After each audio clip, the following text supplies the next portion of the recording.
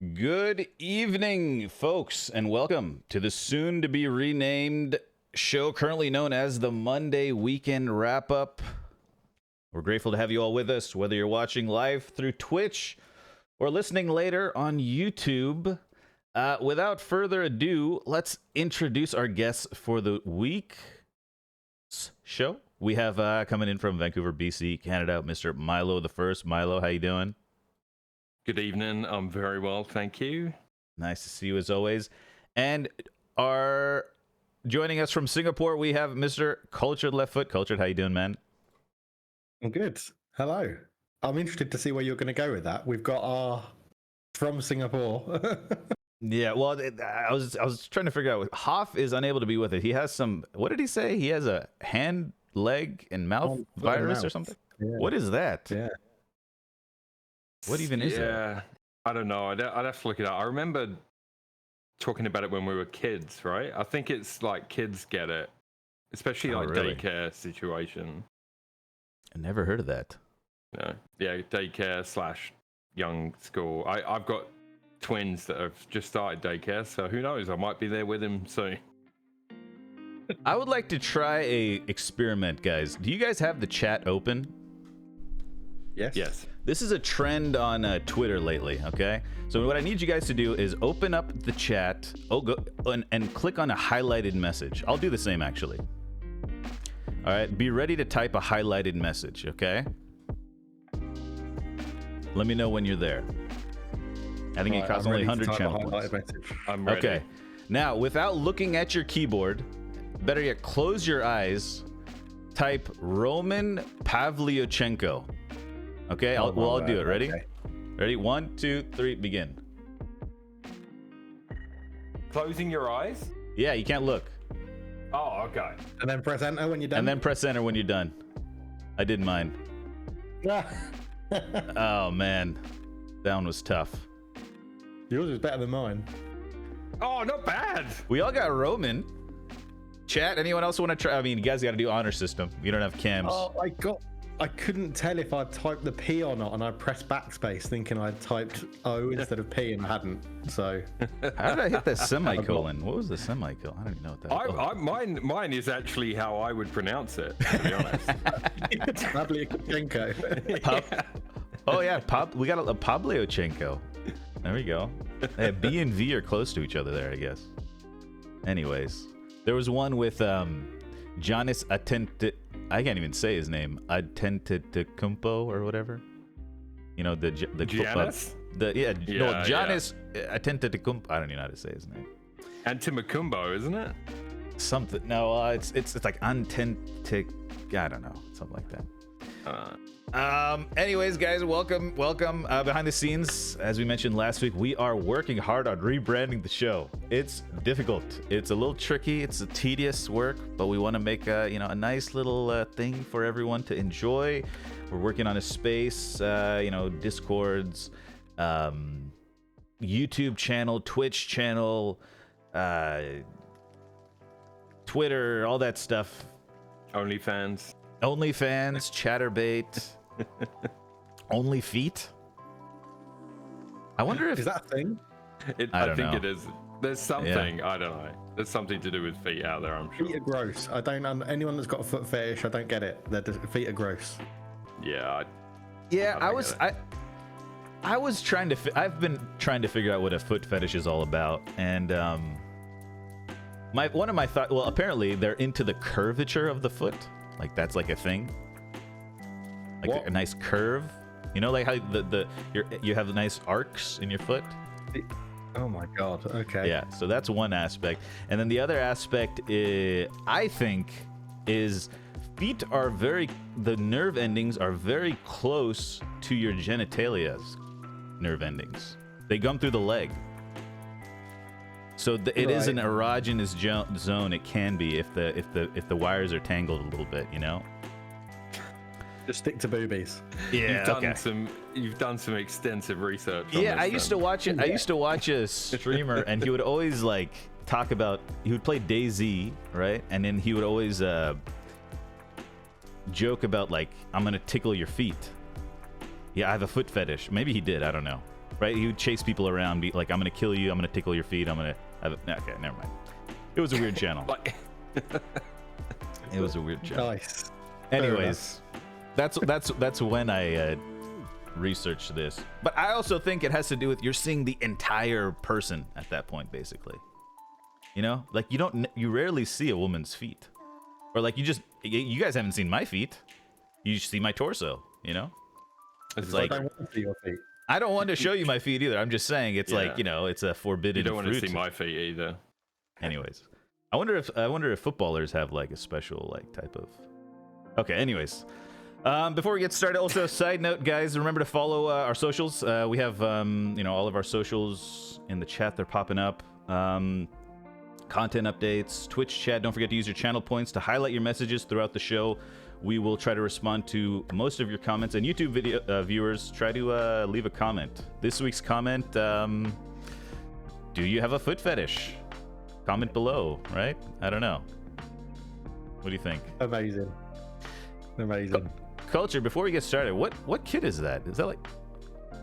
This is the Slovenian national team kit from about 7 years ago away. Interesting. Is there a story behind... Why? Yeah. I travelled to Slovenia and Croatia with a friend of mine. We did like a road trip around it, and I collect football shirts from everywhere I go. So yeah, I bought the Slovene. I like this because it's light blue and it's got a nice colour. And then we went to Maribor, bought their kit obviously because it's purple and I like Maribor. And then down through Croatia and bought Hajduk Split, Rijeka, and Dynamo Zagreb's kit. Nice. Okay. I've got a collection of like 50 to 60 football shirts in my wardrobe just over there. Oh, nice, man. Yeah, I want to slowly build mine up as well. I think they're nice. Yeah. I like the retro kits a lot as well. Those. I have every Arsenal home shirt from when I can remember getting one onwards. Oh, wow. And they're all upstairs. I bought those with me when I moved. Yeah, as well. nice. Yeah. I want to slowly build up a collection. Well, should we get into our first topic of the day? Any what's going on in chat? Are they just still talking about feet, probably? Yeah, there's been a few questions about when's your feet reveal happening. Oh. The white tone. What's it called? French tips. They're called. French tips are nice. I'm a fan of French tips. Is this too much? Okay. Yeah. We talking about anything but French tips. We should segue into football right now. There we go. Yeah. There we go. Speaking of, well, maybe this isn't a good transition. Speaking of French and speaking of erogenous zones. Okay. No. Okay, there we go. First topic. I know where he's going with this. So. Yeah, I know. Benjamin Mendy, guys, has been found not guilty after 2 long years. Serious matter. He's found not guilty. The former Manchester City footballer has recently been acquitted of charges of rape and attempted rape. Mendy's journey through the legal system has come to an end with his second trial where he was found not guilty. Mendy has expressed that he seeks privacy to rebuild after enduring a 3-year-long process. Or 2 years, 3 or 2 years.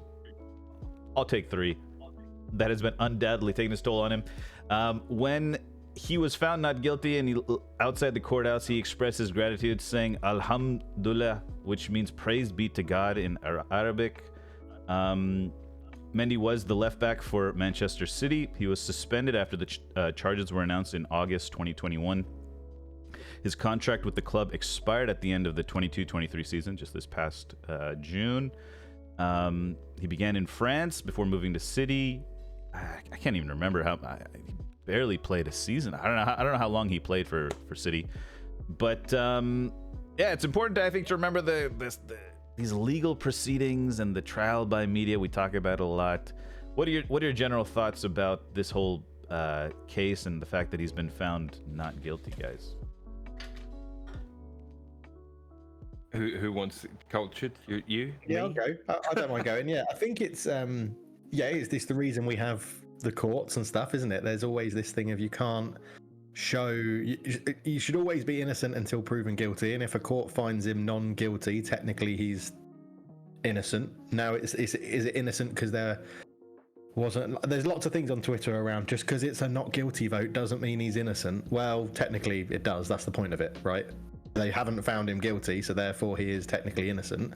And I always think you've got to believe the courts in this sort of sphere. And if that's what they found, that's what they found. And now it's a case of him rebuilding his career, and football is what he does. He's what he loved, and he said that in an interview. And he's, like you said, Kart, he wants that privacy to try and help rebuild his life. I don't think there needs to be a witch hunt now on the other way to be like, oh, why don't the victims or the people that accused him give him something back because they've ruined his career and his life? Well, that's not how it works, because they felt there was enough to go to court. The prosecution thought there was enough evidence to go to court, so it's just the court of law have found him not guilty. And I think it's a tough one. But I'm always a person that if that's what the courts say, then that's, unless it's like, I wasn't watching courts. I don't know. When was O.J. Simpson? I don't think I was even born. But with that, that was like 90s. I think now looking back at it, you can say like they got that verdict wrong. Whereas this, it's so much more private, I think, is a way to describe it. That you just have to trust the courts have got it right, and that's how I see it. So I'm sure it's been hard for him. It's been hard for the accusers as well, of everything they've had to go through in court and relive for things and stuff like that. But if the court of law finds him not guilty, then he's not guilty. That's how I see it. Yeah, Miley, your thoughts? Yeah, I mean, there isn't much else to add to what Coach has said, to be honest with you. I mean, it could, every story could never end. Doesn't matter if it's that story or any other story, right? There's always this side and that side. And, whoever wins that case, the other side, whoever you're supporting, you're going to be, well, that's just, whatever, right? It will never end for some people.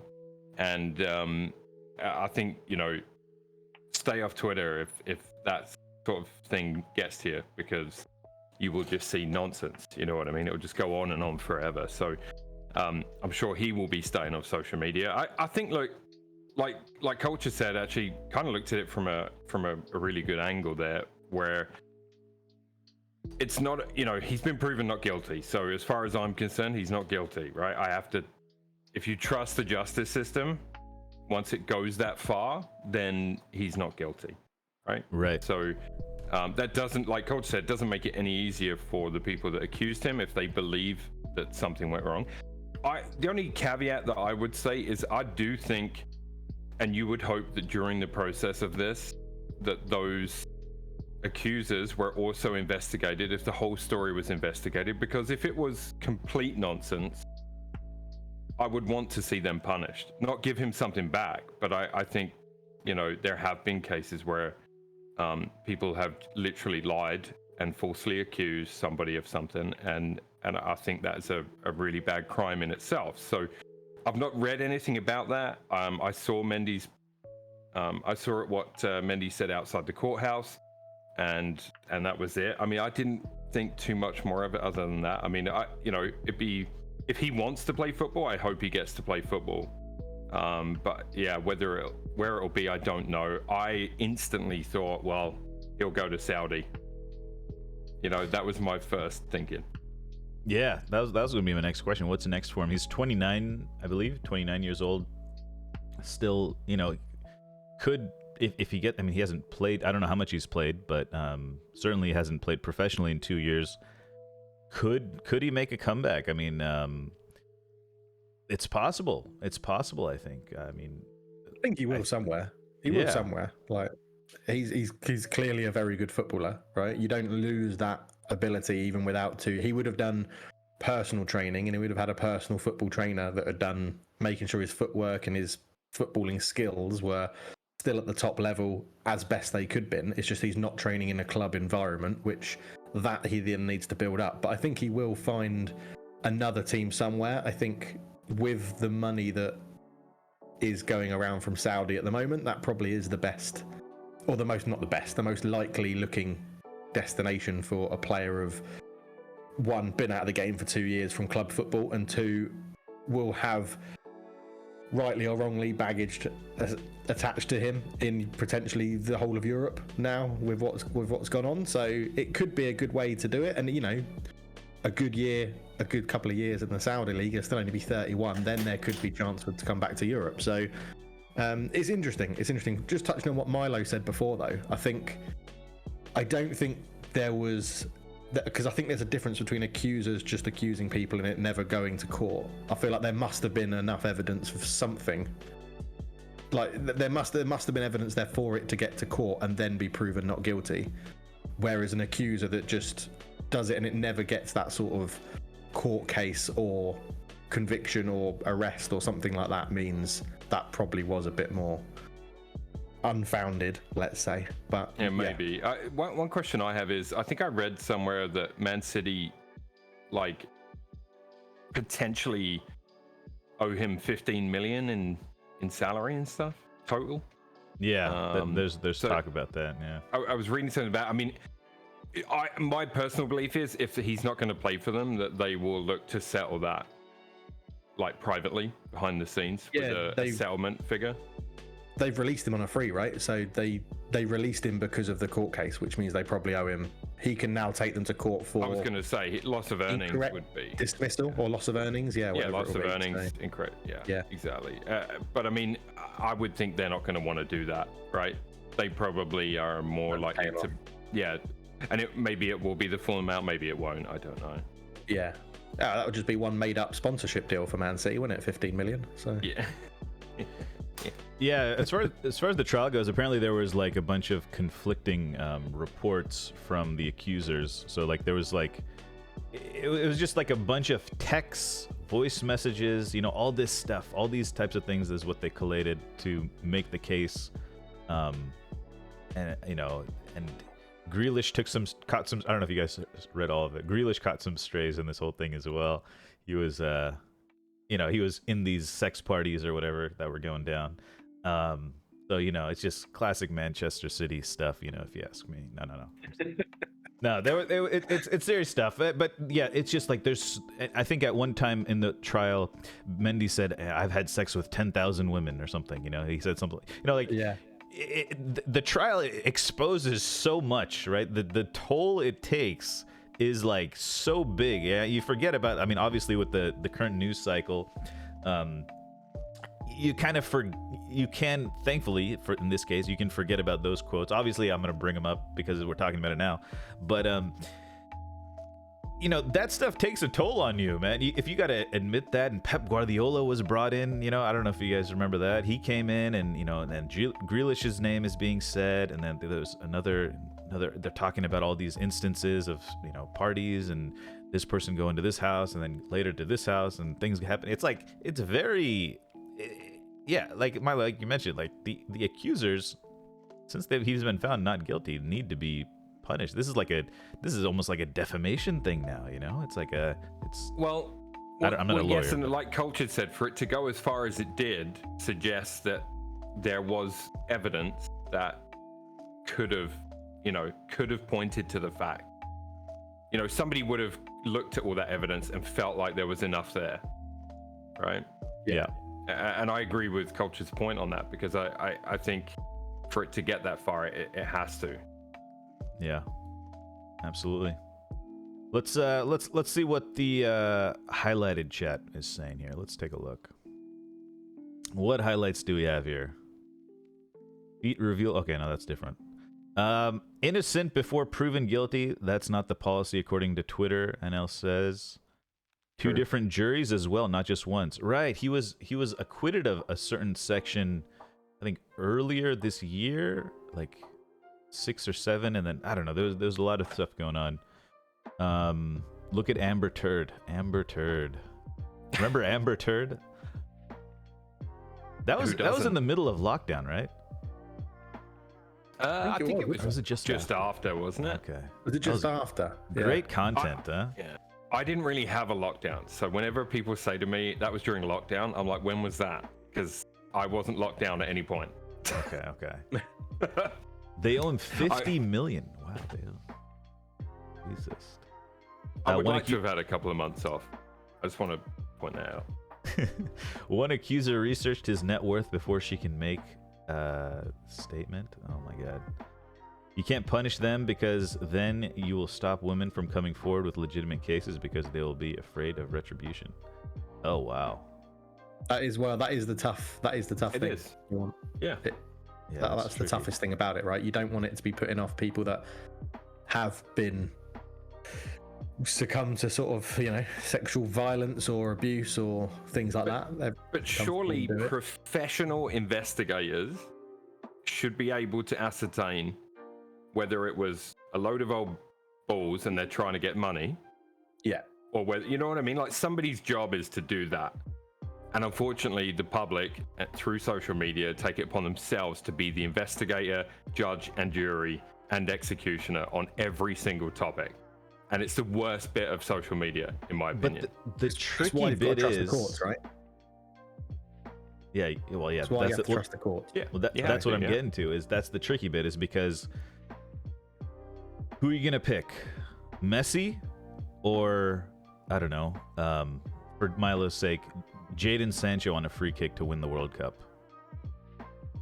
My point is, Messi is paid millions and millions and millions more than Jadon. Actually, I wish he was paid millions and millions more, but I'm just saying that there are levels of lawyers, right? The court system can be manipulated based on the level of lawyers and the judicial system and how much money you throw at the problem, which is that's where things get sticky, right? That's where it's tough to trust the court system because you remember things like OJ and you remember things like, I don't know, other stuff happens that kind of creates doubt in your mind. And I probably get attached to the moments where injustice happens, right?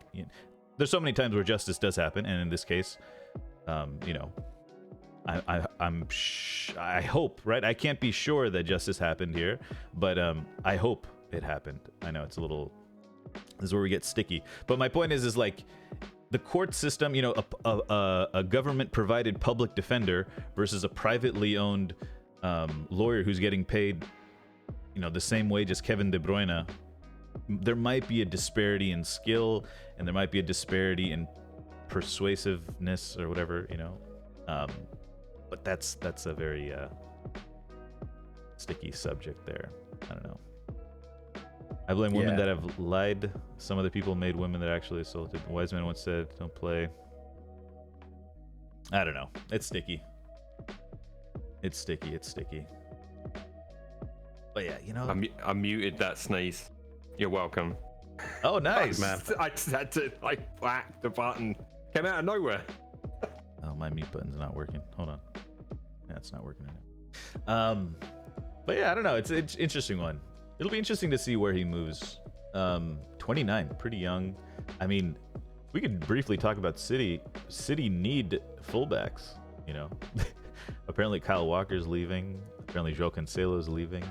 Nah, there's probably no way back. It depends if Pep sticks with this 3-2-4-1 system or whatever he's playing with. John Stones as a holding midfielder / dropping to centre back, and Akanji moves out to right back when he drops in, and then it goes back to this 3. It depends, yeah. Yeah. Right. Yeah. He probably wants a fresh start. He wants to get out of Manchester, probably. I would. Yeah, I bet he can't wait to get out, to be honest. Speaking of other guilty, non-guilty ideas, my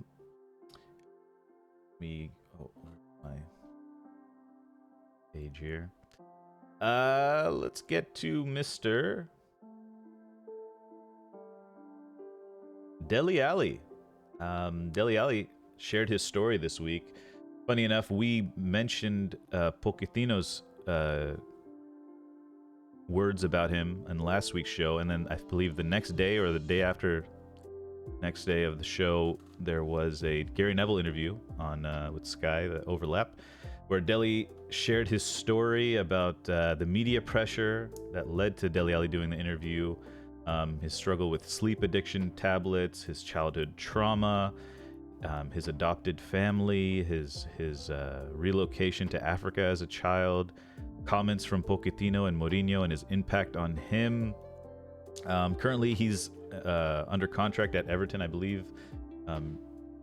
He's He has 1 year left, and he felt like he had to make a statement regarding his recent stint at a rehab.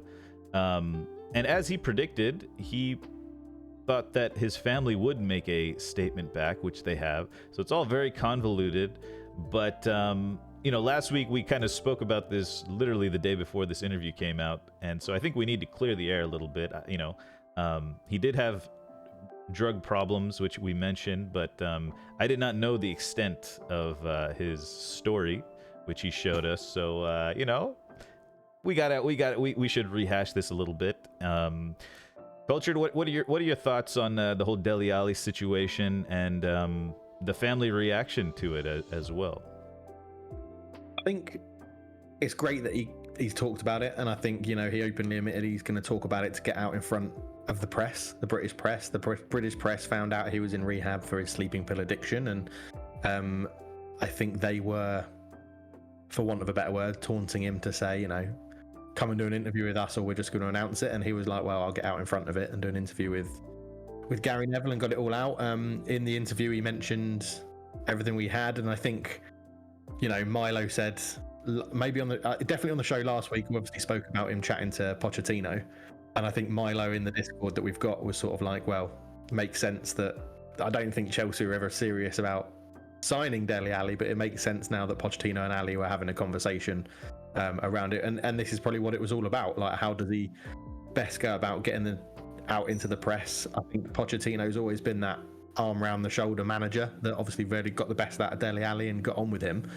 I think the sort of retaliation from the family is expected. I think it's very easy for someone to try and disprove something with a photo, because the statement was basically, no, that wasn't his childhood. Here's a photo with him with his dad. It was a loving family and stuff like that. And it was literally one photo on, I think, Dele's birthday, where it was him and his dad standing next to each other when he was a real young kid. And it's sort of like, that's quite easy to show in one photo, in a one-off photo. I think, it has to be something serious for Dele Alli to then go, or we should call him Dele. I think he said he didn't want to be Dele Alli in the interview. I can't remember if it was doesn't want to be Dele Alli or doesn't want to be Ali. But anyway, Dele was, it's going to take a lot to go, even, I don't care how much money you're paid, to have that mental health load and issues and on your wellness and your well-being, to put that out in the national or international sphere. Doing an interview with Gary Neville is going to be tough to get all that off your chest, and you have to feel sympathy for him to do it. And I feel like, I don't know, I don't have kids, but if one of my kids did that and I thought he was lying, would like to think I wouldn't go to the press and say he's lying. I'd like to think you would contact him privately or go through his lawyers or something like that and try and sort it out behind the scenes. But yeah, it's a really tough one. I think you've got to have sympathy for him for coming out with all of this stuff and getting ahead of it in front of the press. It shows how bad the British press can be. I'll come back to something later on as well, but yeah, it's a tough one. It's a tough one. I think it's got to be hard. There must have been some. I don't think you make stuff like that up for sympathy. I think it's all true. I think what he said is true, and I'd probably trust him over his family that come out with a photo and saying, no, he had a happy childhood and he went to the best school in Nigeria and things like that. We might have been the best school in Nigeria, but if Dele Alli thinks he was sent there for discipline, and he was disciplined and he didn't enjoy it, then that's a load on his mental health, being sent away from his home and his family. So yeah, it's an interesting one. It's an interesting one, tough one. I think more people should be able to speak up about mental health issues generally. Having a wife that works in mental health and well-being, that's how I feel about it. So yeah. Sorry. No, yeah, mental health is important, as we mentioned with wasn't it Linda Carpenter? Anyways, Milo, what are your thoughts on this whole thing? Well, I mean, again, Culture just covered everything, really. I think so. Yeah. I don't know what else I can add to that. I mean, I will say that last week in the Dele Alli Part 1 chat that we had, which I think there is a clip available of that, I did say to you guys in the panel that for me, there has to be something outside of football that contributed to that dramatic decline. I did say that. I don't have a source. I don't have a friend that knows Dele Alli. That was complete just me saying what I thought, and then literally the next day that came out. So it was really, really like, whoa, you know, for me. I don't know about you guys, but yeah, I was like, wow, like really hit the nail on the head, kind of with that one. So True. yeah, and then you know the interview obviously did highlight some pretty major issues that he's been facing. It is a mental health issue for him, especially the stuff when he was younger. I couldn't agree more about, you know, his dad and the pictures and stuff. That doesn't really, you know, it's the hardest thing is, and people talk about it all the time, that guys don't talk about their mental health. They don't come out and say anything. I mean, obviously, he has the platform to do it on. I guess there's an angle you could look at it there from that. Like, I don't know, you know, I couldn't deal with my issues publicly. No one would give a shit. Do you know what I mean? Like, so there's an element of like, the only reason people are talking about it, but then is that good? Maybe it's a good thing because it is bringing awareness to a male's mental health. And thankfully, you know, for Dele, it didn't end up in a really dark place, but a lot of guys will not talk about it and bottle it up and then do the unthinkable, right? So Yeah. let's hope he gets the help he needs, whatever that may be. It seemed like in the interview that the rehabs worked as far as the sleeping pills go. The other thing I will say is this, and I don't know, this is completely me just throwing it out there. A lot of times if someone tells you this is what's wrong, it's going to be three times worse than what they told you behind closed doors. You know what I mean? Yeah. We might not know the absolute extent of everything because he might not have been comfortable. Even just revealing a little bit could be hard, right? So see, I don't know. I mean, listen, he told me, like, when he played for Tottenham and was at his best, like, he was a real problematic player to play against. And, you know, for him, I'd like to see him get back to that because he was a good player. Yeah, hopefully it's not for Tottenham, and I wouldn't take him at Arsenal. All right, I'm gonna play devil's advocate here, guys. I'm gonna get myself in a little dangerous water. This guy's an addict. He could be lying easily. He could be easily lying here. I know of an addict who was a pathological liar to get whatever he wanted. He went to a rehab for a couple weeks. You know, he's been having struggles for a couple years.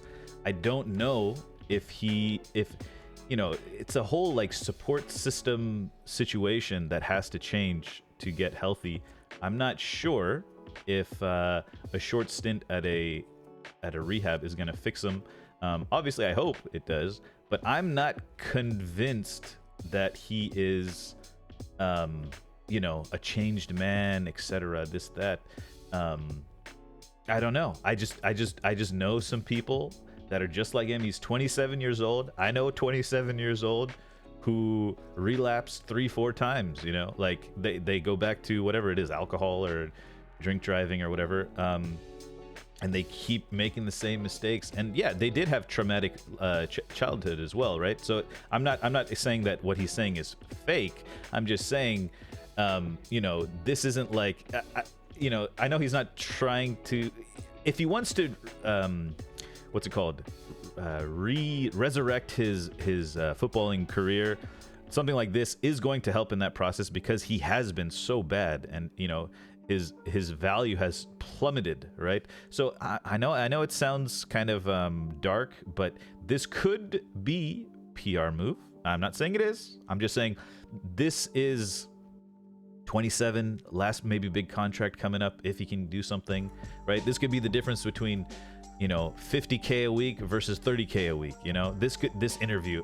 This is very dark, I know, but I'm just, I'm throwing it out there, for the sake of, I don't want to be too kumbaya about this. We gotta mix it up here, boys. No.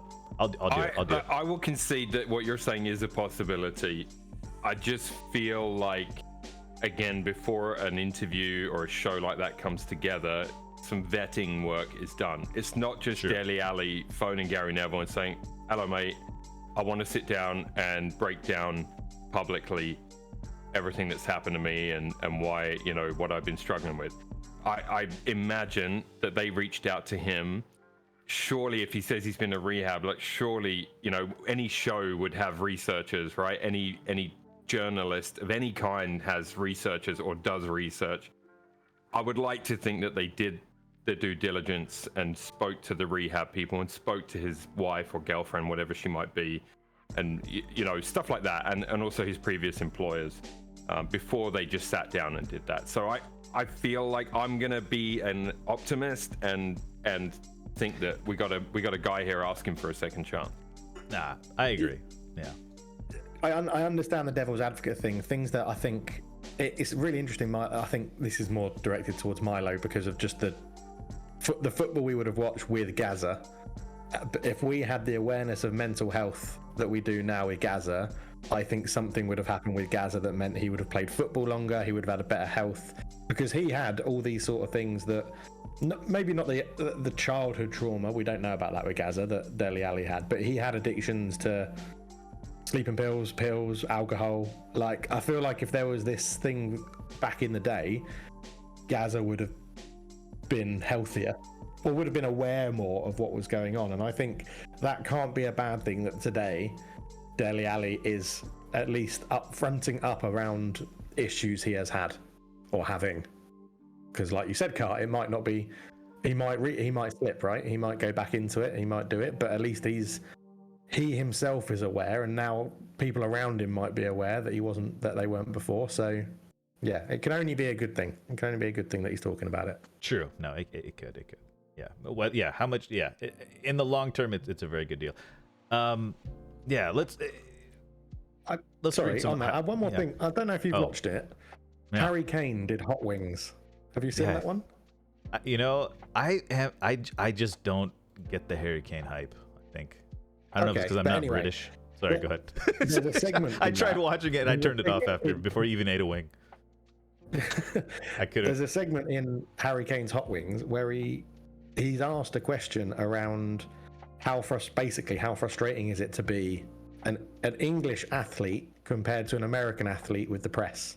Oh, that's a good because topic. They talk around how American athletes can be a bit more honest in the press, and Harry Kane's like, yeah, there are times when you're there and you just want to say that was rubbish or that was crap or the manager got it wrong or we did this or we did that. And he's like, you can't, because the British press take everything so personally and make everything into a huge story that you can't do it. And basically Harry Kane was saying he wishes there was a more open policy with the press, similar to what he sees American athletes having. I've a question. You called it Harry Kane's Hot Wings. Is this a whole TV show based on this? No, it's a TV show. It's a YouTube show called Hot Wings where it's like a talk show. Okay. But he has lots of different people on, and no one expected Harry Kane to be on it. It's the first Premier League footballer he's ever had because he was doing something for his charity foundation in America. But he's had Jennifer Lawrence, and they eat spicier hot wings. They eat 7 variations of hot wings, and they get spicier in taste. I saw a clip of it. I was just going to say, if it's a whole show called Harry Kane's Hot Wings, I feel like it wouldn't get a season 2. No. But Hot Wings as a show on YouTube is great. He interviews great people, and he asks them as they eat a wing. He asks them a question, so they're trying to process their chili and the heat of this hot wing whilst trying to answer a question. It's it's quite. I really enjoyed it. I thought Harry Kane came off really well. I thought it was good. Not the best hot wing. I'm with you, Cart. He irritates me anyway. You know what it is about him? I mean, we're just taking shots at Harry Kane now. Hoff isn't here to defend him. Sorry, Hoff. He doesn't strike me as the star power. He doesn't strike me as. He doesn't have any. Maybe it's the Spurs effect. I don't know. Maybe Like he's if Spurs were doing he's that better, maybe he would feel like more of a star or something. He's that contestant that goes on the X Factor, and Simon Cowell says, like, do you really think you've got the X Factor? You know, Right. he might be a good singer, but he doesn't have the X Factor. You know what I mean? Yeah.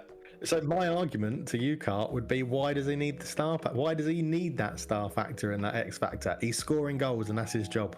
That's my argument. Like, I don't need my England captain to be a star. No. striker. I'm just saying, for a casual like interview, I'm more likely to watch an interview with a star than a guy who's good at football. Culture doesn't need. I'm not taking away from his footballing. Taken with Lewis Hamilton. Yeah, I mean, You know? but Harry, it no, but see, but Harry Kane, if he posted that, that's fine. He has a proven track record of being consistently good. I mean, we can get into this a little later, in that section, but you know, it's different. If Rashford posting a picture with Hamilton versus Kane posting a picture with Hamilton, Kane is much closer to Hamilton level, wouldn't you say? Much No. closer. No, No, Hamilton's won 7 world championships. Harry No, I Kane's said won the Audi Cup. I said closer than Rashford. Much closer than Rashford. Rashford's won a Premier League, hasn't he? No. Yeah. He has, hasn't he? Surely. No. He Was hasn't. he He there hasn't then won. as a youngster? No. I'm saying as a footballer Yeah. and as a driver, Well, Kane is a better footballer than Rashford, right? no, I know what you're saying. Look, Kane Much is better. a great. I've praised Harry Kane at least twice on this podcast, and that's enough. Harry Kane will be in I the will Premier not League Hall of praise Fame, him anymore. 100%. Right? He'll be in the Premier League Hall of Fame, 100%. Rashford Yeah, he probably will, will because of PR, but anyways, we'll Yeah, Kane is obviously a better centre forward. absolutely. But again, yeah, he doesn't have.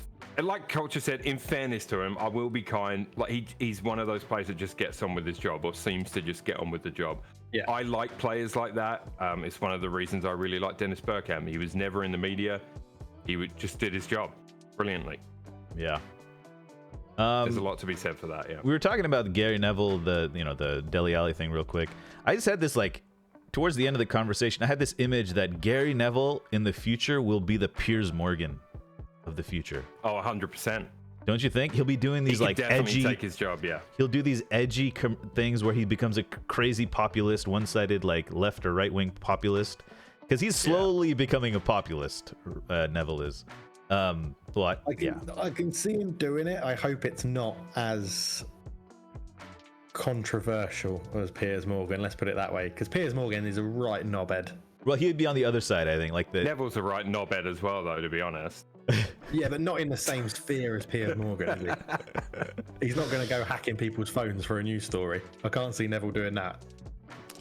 Bottle There's just jobs. so many sentences that Neville has said that have been proved wrong within weeks, days, weeks, months, or like a year, a season, if you like. Yeah. It is absolutely hilarious. Sometimes I read them just to make myself laugh. Bottle Job says, on another topic, Cartwheel, have you seen that Real Madrid have been linked to Ben Dover from Eintracht? Oh, okay, dude. Oh, he's got you. Good and proper. You didn't I'm really trying to fall keep for that, it. did you? Trent and Ravo got a season 2 of KFC Hot Wing Show? Oh, they did? I didn't know that. Does Messi have the X Factor? See, Messi has the X Factor for the Spanish world. He doesn't have the English. Well, I mean, he does for the English as well, let's be honest. But if he spoke English, it'd be like 10 times bigger in America, I think. No, I disagree. I don't think Messi has an X factor. I just think he's incredibly good at football. I don't think, or maybe it is because he's in the Spanish Latino speaking world, but I don't think he has that massive superstar X factor. I just think he is a superstar because of how well he plays football. Whereas Ronaldo is maybe the other end of that spectrum. Exactly. Yeah. Yeah. I think Okay. Ronaldo wants that, and Messi doesn't. We'll That's get how to he comes across Messi. to me. We'll get to Messi as well in a little bit. Mordecai Yeah, has pointed out that no one on Man United's team has won a Premier League after the departure of David De Gea. True. Very true. Yeah. Piers Morgan is a D-bag. Yeah.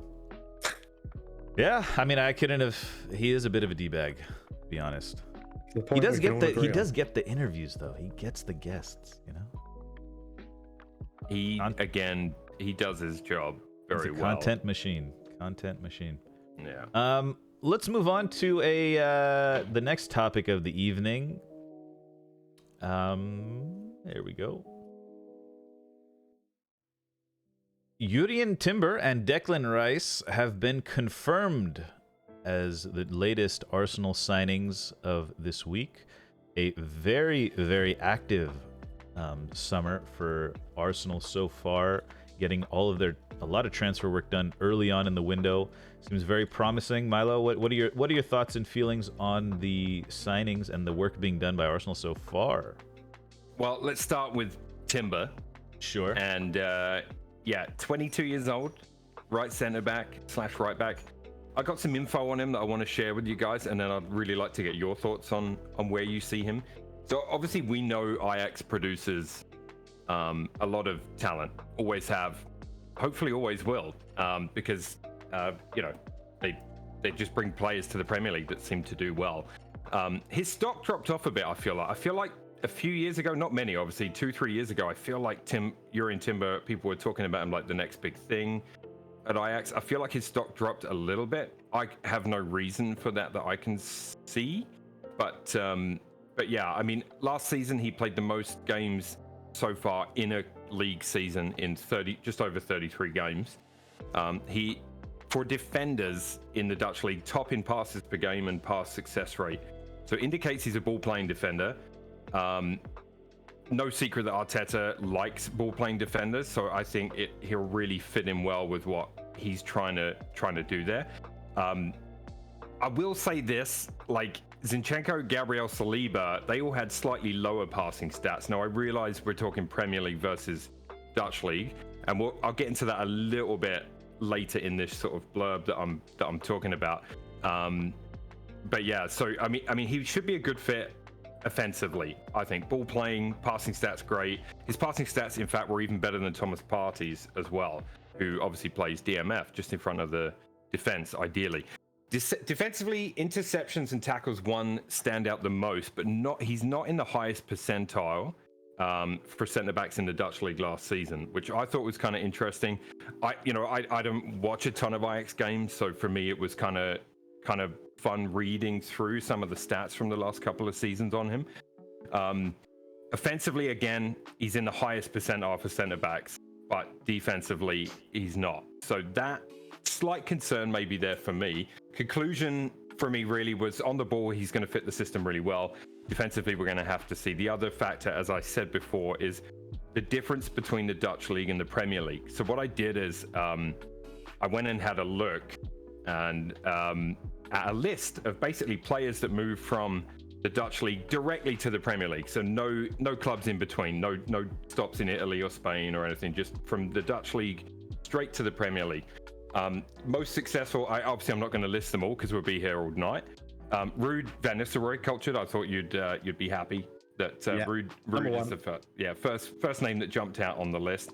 Arjen Robben, Luis Suarez, obviously. RVP eventually became really good. I think he took a little while to get going, but he did obviously end with a bang. Dirk Kuyt, from me, gets an honorable mention because he was just a real workhorse for Liverpool. Jaap Stam, another one for you United fans, obviously. Mark Overmars, as we start to go back in time, as you can see on my list. So it isn't always a success story. Memphis Depay jumps out as one that struggled. Stefan Bergwijn, Ricky Van Wolfswinkel. I just wanted to say that name, honestly. But yeah, overall, really, really solid signing. I'm very happy about it. I think he's an upgrade on Holding, no matter how he plays defensively. And I think he could compete for a starting berth. So what do you guys think? Go on, Cut. Yeah, United was linked to this guy pre-World Cup, big time. Like we were looking at that right-sided defender position, which Wan-Bissaka and Diogo Dalot have now, but there was strong links to him. So I had done a little bit of research on him last summer, and yeah, he looks really nice. Obviously, we've signed Wan-Bissaka and Diogo Dalot on long-term deals, so that's not happening probably because we don't have money either. But I think he is this perfect modern center back. We were kind of talking about it with Pep in his 3-2-4-1 formation, where he can play on a fullback, he can play on a center back, and he can even play false fullback, which he's mentioned. So I think he's a perfect modern center back for Arsenal. I think it's a great signing for Arsenal. I think it's such a good depth signing for those. He kind of has that Ben White feel, Tomiyasu feel. Seems like they have these really good depth now at Arsenal, and I personally think he's better than Gabriel Magalhaes. I don't know how to say his last name, but I think Ben White's better than Gabriel, and I think Yuri and Timber is better than Gabriel, and that's something I mentioned towards the end of the season. I think. And how Arsenal need to not be comfortable with the starting 11 they have. They need to be unafraid to be like, look, you guys did really well to get second, but we're going to make upgrades. And Gabriel, to me, he's a weak point in that team that could be improved. And I think Timber will provide that in certain games. I don't know. Cultured, I don't know if you got any thoughts about that one. Very similar, actually. I think it's interesting that United were so heavily linked to him before, and then it went quiet. And I think Arsenal have signed a fantastic player. I think he's going to be.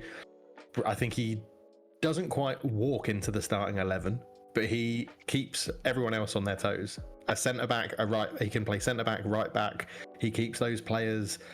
It gives Molo's gone on for a while about depth. This gives them depth in defence, and I think it could allow Ben White to go back to centre back, and you'll see Timber more as a right back potentially. And then you have that rotation option between Tomiyasu, Timber, and Ben White, depending on who you're coming up against, what you need your defenders to do, and if you're playing that's going to sit back and not do very much, you can have Timber playing at centre back because he's going to pass the ball out and bring the ball out, and then have maybe Ben White at right back for a bit more height, because those teams that sit back generally have taller players for set pieces and things like that, and it gives you that ability to mix it up. Or you bring in Gabriel and you put Timber at right back because he really likes to dribble with the ball, which is one of the stats that I've seen when I looked into him. I just think it makes Arsenal stronger, and that's all they need, right? It's sort of like, I don't know if I could pinpoint Gabriel as a weak point in our Arsenal defence. I don't know. I still think Ben White is a better centre-back than a right-back. And I think if you get more options to give a rotation across those positions, it's beneficial for the team. And I think Arsenal they've gone out, they've signed players early in the window, they've signed relatively young players. It's a lot of money they've spent on the players, but my point is always, it's not my money. If that's what they think the manager needs to make that team better, go out and get it. Like, they're supporting the manager, they're backing the manager, and we've been asking for it for years, and we're seeing it. Yeah, exactly. And it gives you that depth. It gives you that ability to push and go further. And I don't think Arsenal are going to win the league, but I think they'll be there or thereabouts, challenging Man City. Again, I think it'll be a little bit closer between the other teams and Arsenal to challenging Man City, but I think it puts Arsenal in such a good position to show that they appreciate what Arteta's done, and they're going out and getting squad depth and players with really good ability who have shone on a world stage and stuff. Yeah. And also, weirdly, the World Cup wasn't in the summer; it was at Christmas. It's really strange, isn't it? Think about that. Yeah. So, I think. You made a good point. I think Arteta really likes Ben White on that right-hand side, so it'll be interesting. But I think one of the reasons we suffered with when Saliba got hurt is we couldn't bring Ben White back into centre-back because Tomiyasu was hurt. So now we have that cover, right? If anything, I'd be more worried about the left side being exposed if Zinchenko and Tierney both had issues. You know what I mean? But you can't have everything. Right? Yeah. I mean, we've got right now we have a number of defenders. I still think maybe Holding will go, but he's on the tour in America and looked pretty happy in the footage I saw. So Yeah, I mean, maybe he's staying. Yeah, about Timber, the story was Van Gaal said if he goes to United, he won't get picked in the Netherlands squad, right? That's when we were trying to sign him.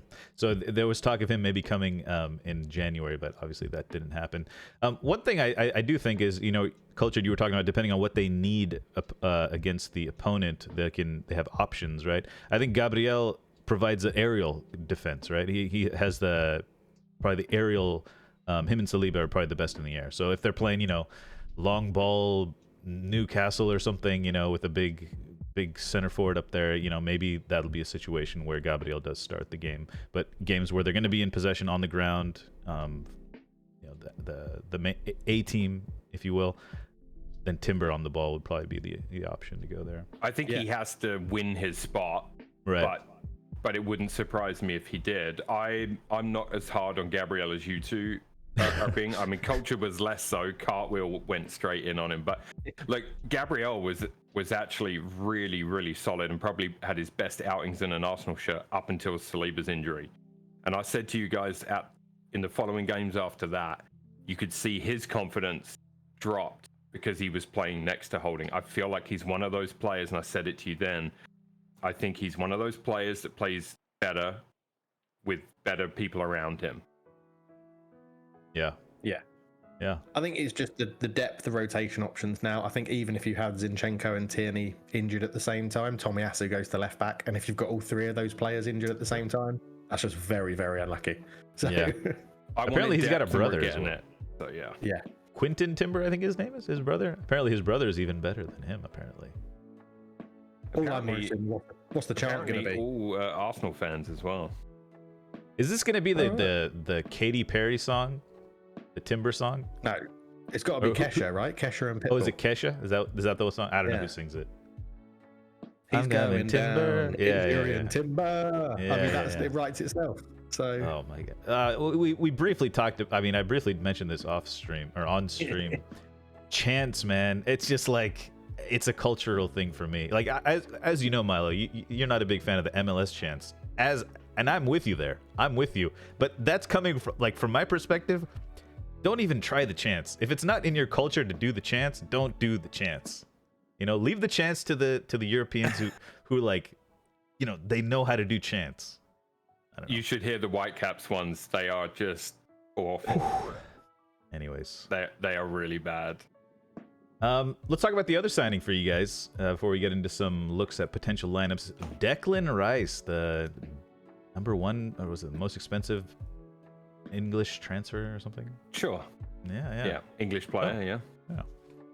Declan. Yep. Declan Rice. This signing is my favorite. I don't think that should be a surprise. This is my favorite signing of the summer. We've talked about the money. We talked about the fee in the last couple of episodes of the show.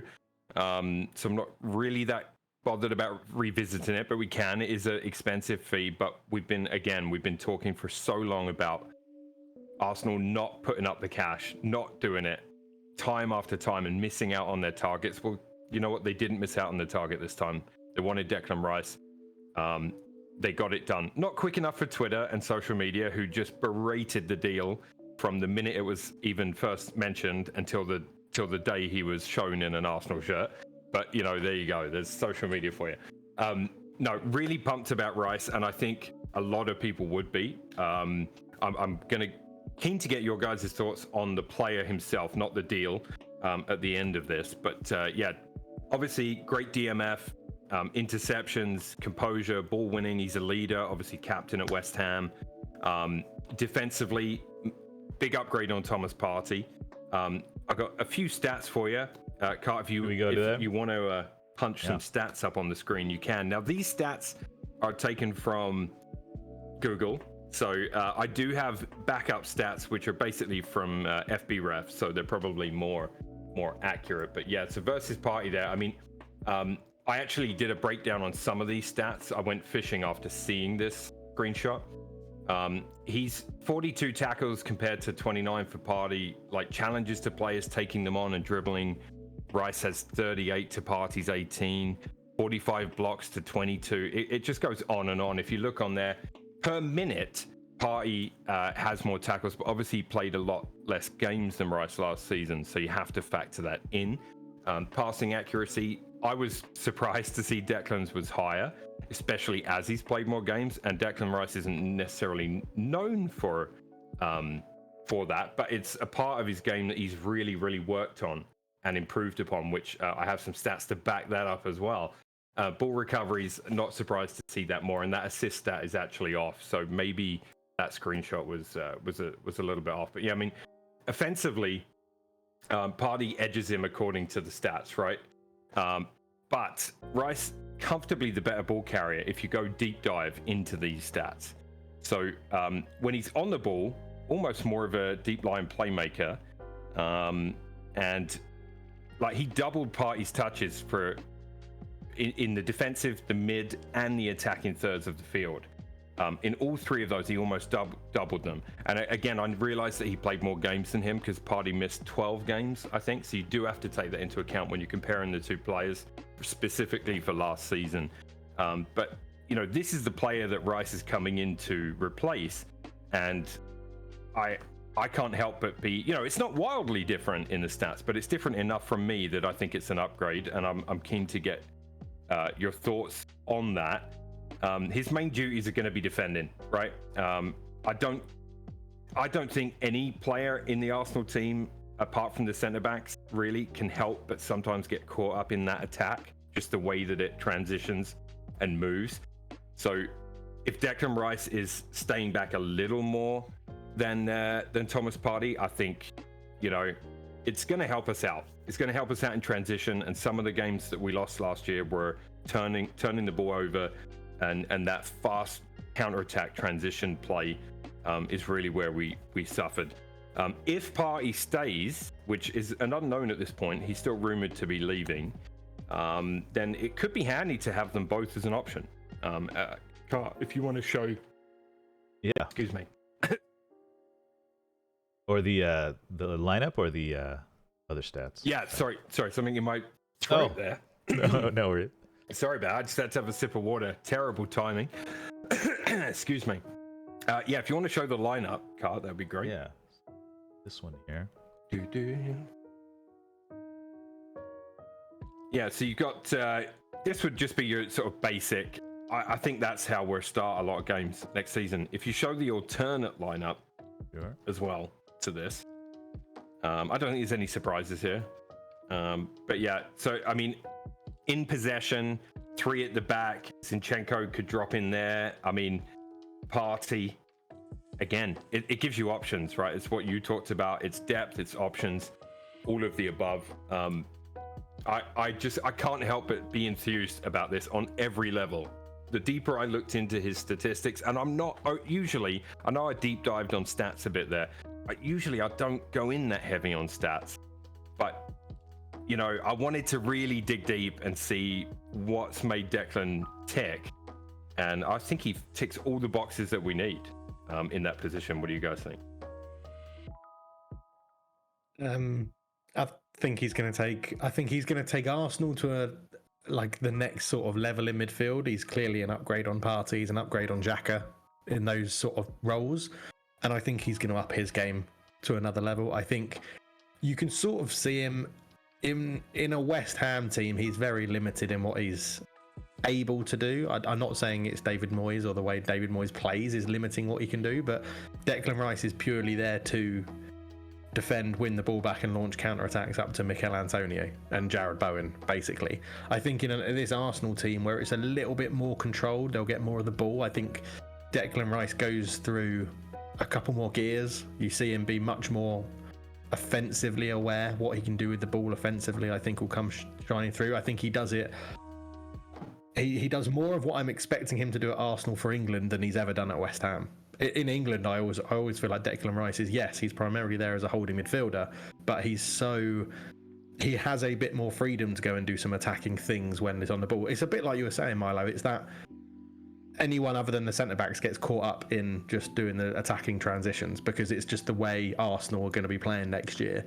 And I think it's good. I'm excited to see from a England fan point of view what it can show Declan Rice can do in a bit more of an expansive team and not playing for West Ham. Yeah, it's a great signing. It's a really good signing. Could you go back one slide? Because I think that is like the one you've got on screen right now is kind of alternate. I don't think that will be the norm. I think this will be more of the norm, personally. Yeah. That's what I think it will be. I think that'll be more of the norm. I think Zinchenko plays as that sort of left back / centre mid. It goes to a back three when you're attacking, and you have Rice and Zinchenko in there, and letting the front five go and do what they do, basically. And I think Rice will push up a bit more, be a bit, as I said, a bit more expressive with his attacking play than he's done at West Ham. And I think the most important thing is it's clearly an upgrade on Xhaka and Partey. And Xhaka's left, Partey might be going, and that's what you needed at Arsenal. It's a great sign. Taking away the money, because I do think it's a very expensive transfer. It's a great signing. It's a great player. It's what Arsenal need. And there's, like you said, right, you can't look past that. It's been asking for years to just spend the money, and you've done it, and you've got a great player. So for me, the question mark in the team now is Havertz. If you look at that lineup, that's my question mark, right? I want to see how does that unfold. Obviously, I want to get Cart's thoughts on Rice. Culture, one of the points you made, I noted down and bolded because I thought one of you might say it. At West Ham, I feel like Rice was relied upon to do a lot, right? At times, maybe even carrying the team. That shouldn't be the case here. So hopefully the players around him and where we're at allows him to be more expressive and just let his attributes shine through. Yeah. I mean, I pretty much agree with you guys on everything. Great signing. This is the exact, I grew up in a time, I followed Arsenal during a time where this was the type of signing they desperately needed. This type of strength steel, backbone to the spine of the team. Also very young. I was listening to some people talk about it. They were likening it to a Tony Adams, Vieira-esque presence in the defensive area of the field. And another person said this could be like a Dennis Bergkamp effect, where he is really going to bring the entire team together and really help gel things. Ten Hag, I'm a United fan. I'm going to mention Ten Hag. He always mentioned Casemiro being the cement between the bricks. And I think Declan Rice is going to be that for Arsenal. And to your point, Milo, you mentioned where's Havertz going to fit. To me, it's interesting, right?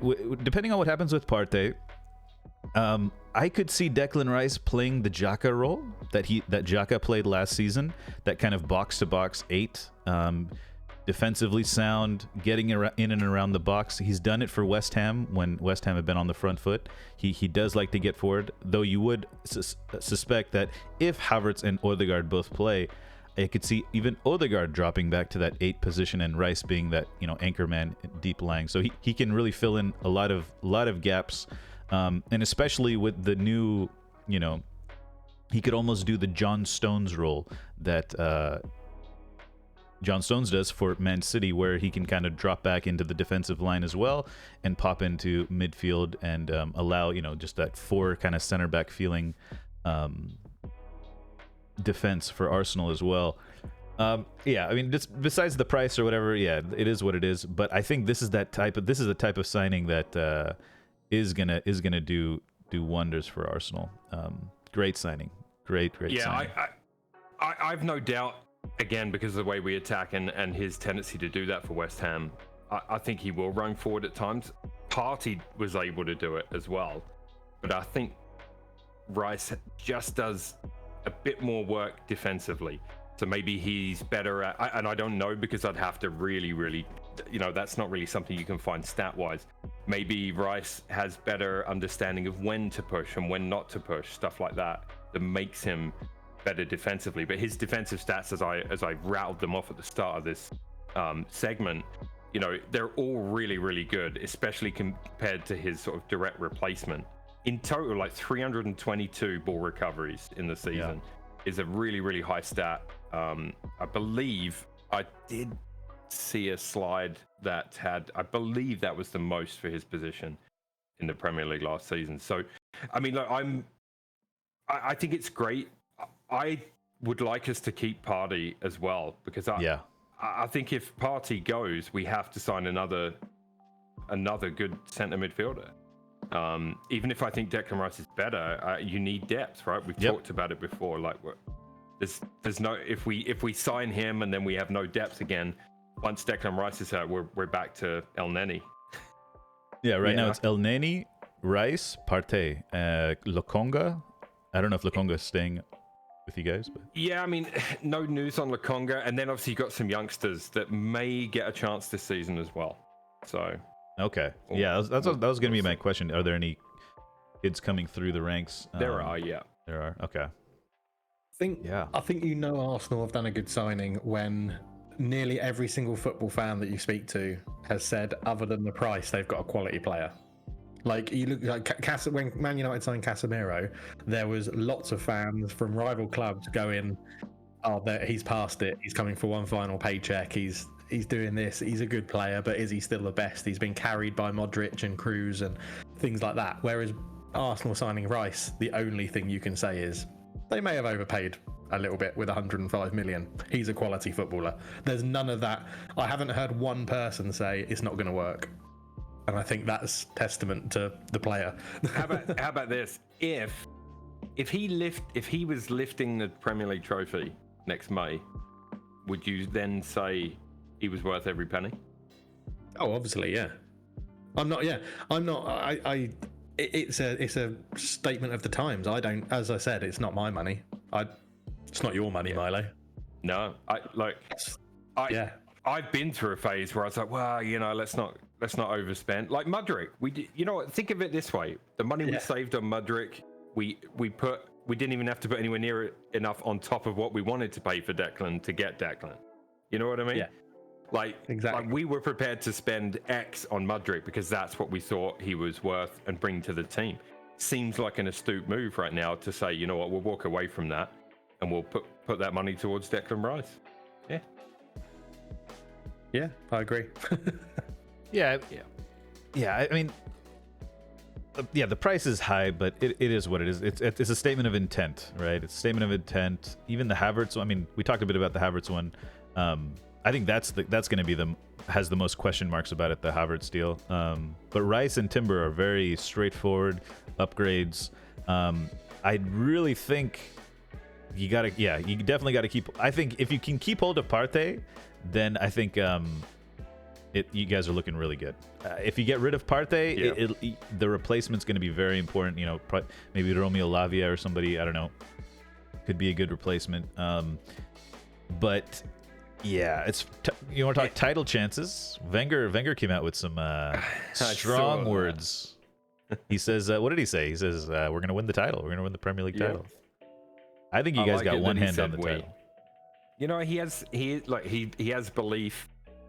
That's great. I mean, that's like your granddad saying, like, I think you can win. I think you can win that promotion. You know what I mean? It's that kind of feel to it. You love it, don't you? Thanks, granddad.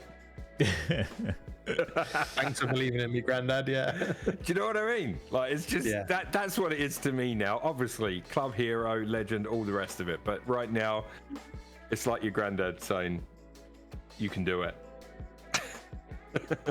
Nice. Yeah, I think it'll if you can keep hold of Partey, I think Declan Rice is just a massive upgrade on Xhaka.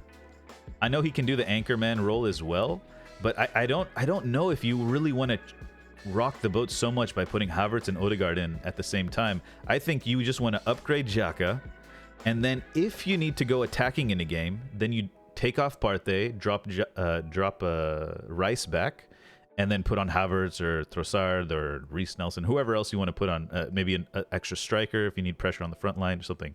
I don't think you get.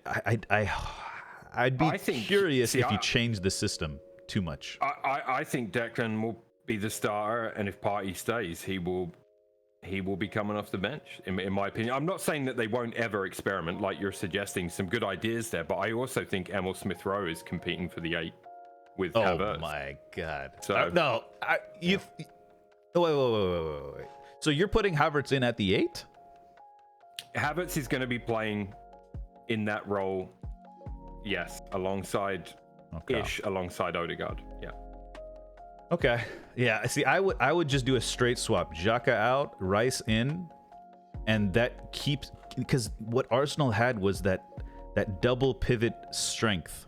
With Xhaka being able to come back and drop into that thing with that extra defensively sound presence. The key thing here is the fee they paid for Havertz suggests to me Arteta sees him as a starting player. See, that's where I'm gonna disagree. Is I think in certain games, yeah, he will. When you're gonna be on the front foot, right? When you're gonna be 60-70% possession, then yeah, I agree in those games. But in the games where it's Newcastle or obviously any Big Six team, I'm not starting Odegaard and Havertz. No way, not a chance. I'm starting Partey and Rice personally. If they're both there, there's just too many unknowns right now. So there's no point being like, you're wrong, you're right. Like, no, it's not you're wrong, you're right. Because it's not you're wrong, you're right. It's defensive structure. But they have depth and options to change players around within those positions. So we're going to see as preseason unfolds, and then as we go into the first game of the season, we'll have a much better idea of what Arteta sees, not what you see. But Odegaard and Havertz just don't have the defensive prowess that Xhaka had. Period. That's a non-negotiable, as Arteta would say. Yeah, of course. Of course, Xhaka. But Xhaka's biggest liability, according to everybody, was his defending. So, do you know what I mean? Like, I thought on the ball he was weakest on the ball. Like, Rice is much better than Xhaka on the ball, I think. I don't know. Yeah, I mean, like, I think there's some changes coming, clearly, and we're just gonna have to see what he does with it. I'm looking forward to seeing it too. I think, for me, it's exciting. It's a bit of a refresh, and it's an upgrade in certain positions. I can see rotation of several players, not just even the three midfielders, all the forwards. There's lots of rotation that can happen in that team right now. For me, that's a good thing. So, I guess we'll find out soon enough, man. We'll find out soon enough. No, absolutely. I just can't see where the defending's coming from if you have Havertz and if you replace Havertz or Xhaka with Havertz. The whole Arsenal's, there were so many games last season where Xhaka was extremely important in that 8 role where he was able to add that strength. And that's what I'm saying. If it's a change in system, it's a bit of a risk, in my opinion, to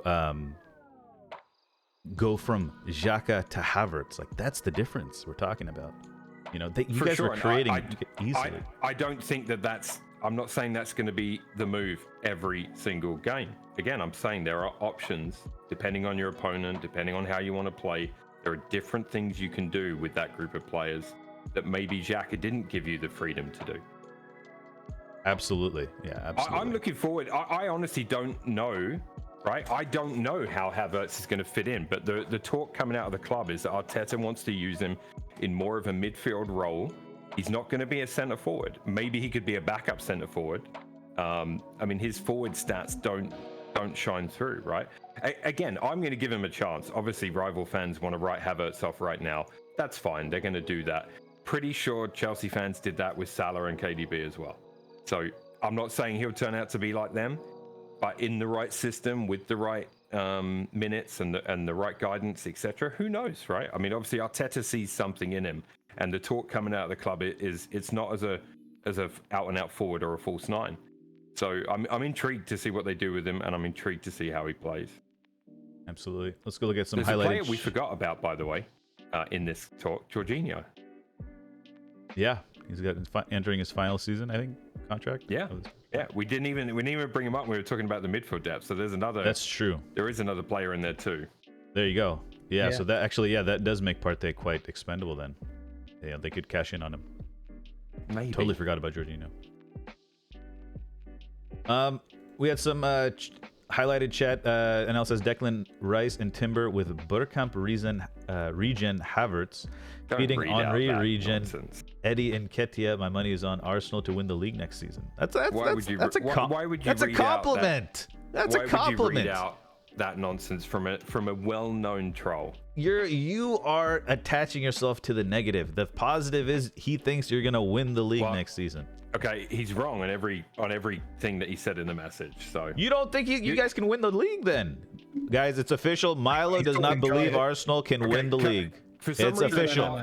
All right, Cart for some reason has now gone full fucking troll mode. I'm not troll mode right now. I'm defending a chatter.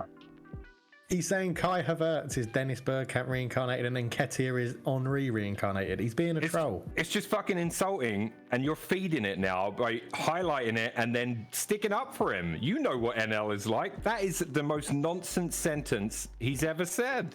Arsenal will win the league next season is ludicrous? That's okay. You're doing it again. You know that's not the part of the sentence I'm talking about.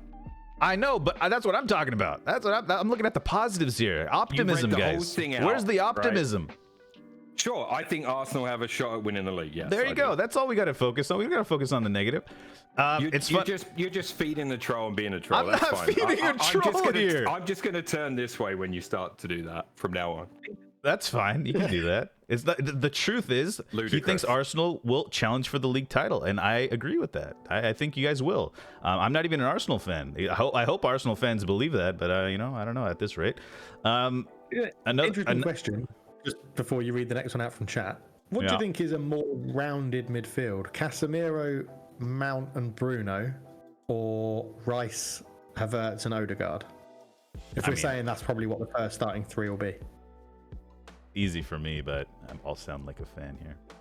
Oh, I'll ask Milo. What's your thoughts on that? Just as a balanced, rounded midfield. I just suddenly thought about it. I was like, it's quite interesting because they're both very good starting midfield threes.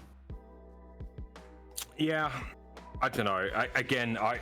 If I say what I think, I'll be a fan too. So it's kind of a pointless. You should probably ask a neutral. You know what I mean? No, anyone but him. Dude, don't feed the trolls, guys. Come on. There's nothing trolly about saying someone thinks that Havertz is a Bergkamp-esque player. I know you don't like it, but dude, you know it's trolling, and you know who it's from. Cart, stop it, man. Just stop, please. I'm not trolling. I'm not trolling. I'm asking you nicely, dude. Please. Don't feed him. How many issues have we had with him?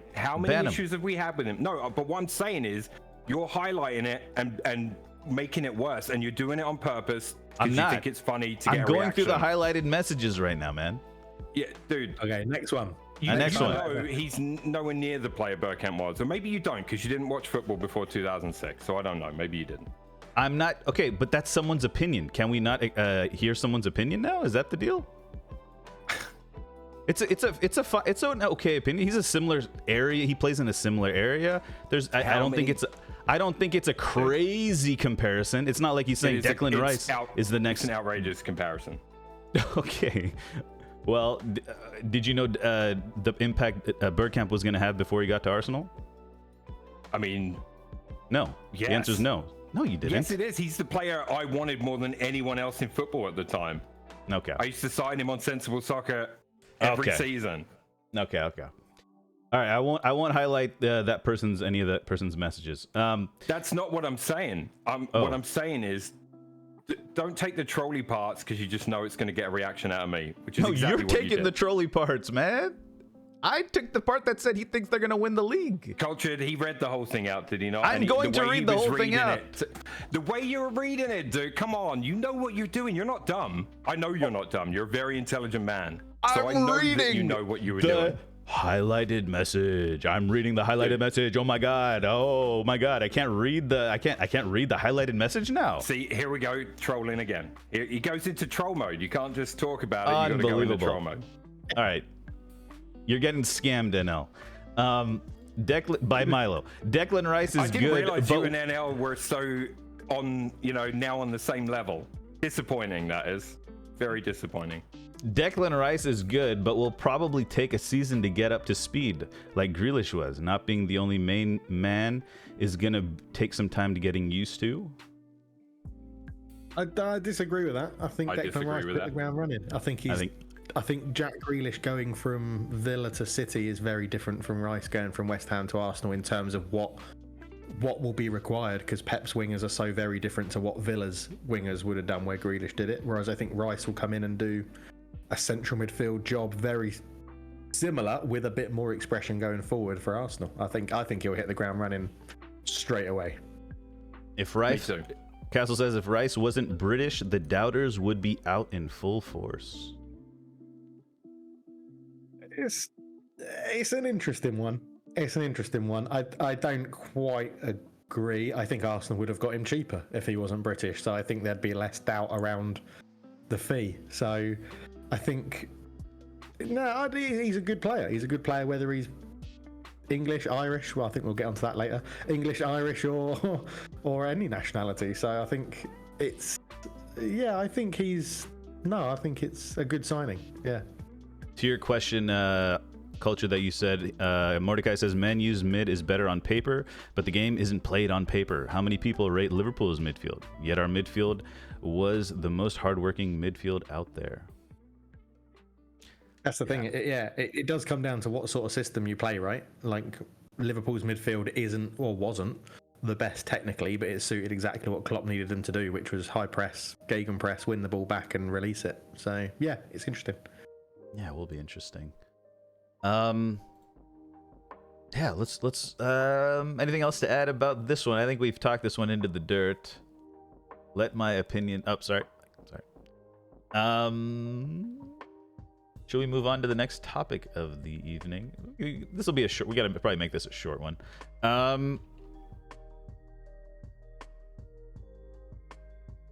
Lionel Messi has been unveiled as an Inter Miami player. Finally, Messi said, "I'm very happy to have chosen to come to this city with my family, to have chosen this project, and I have no doubt that we are going to enjoy it very much.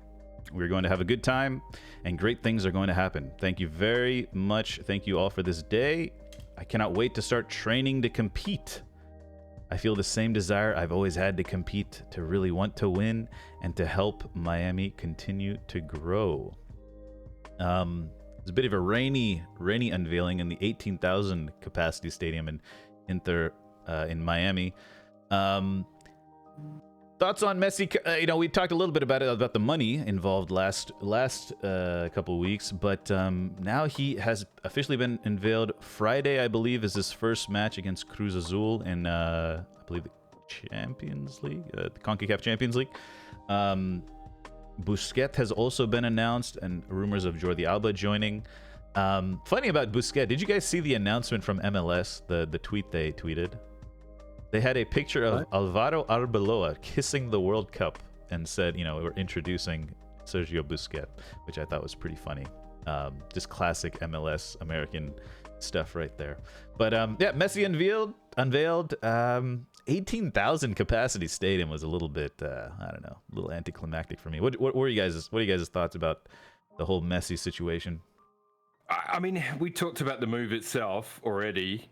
I think, again, I want to, it's great for the MLS. It's great for fans of the game in Miami and in the MLS in general, because they'll all watch all the highlights, right? They'll soak up the highlights. I'm sure he'll score a few fabulous goals and do some fabulous things. It's Lionel Messi.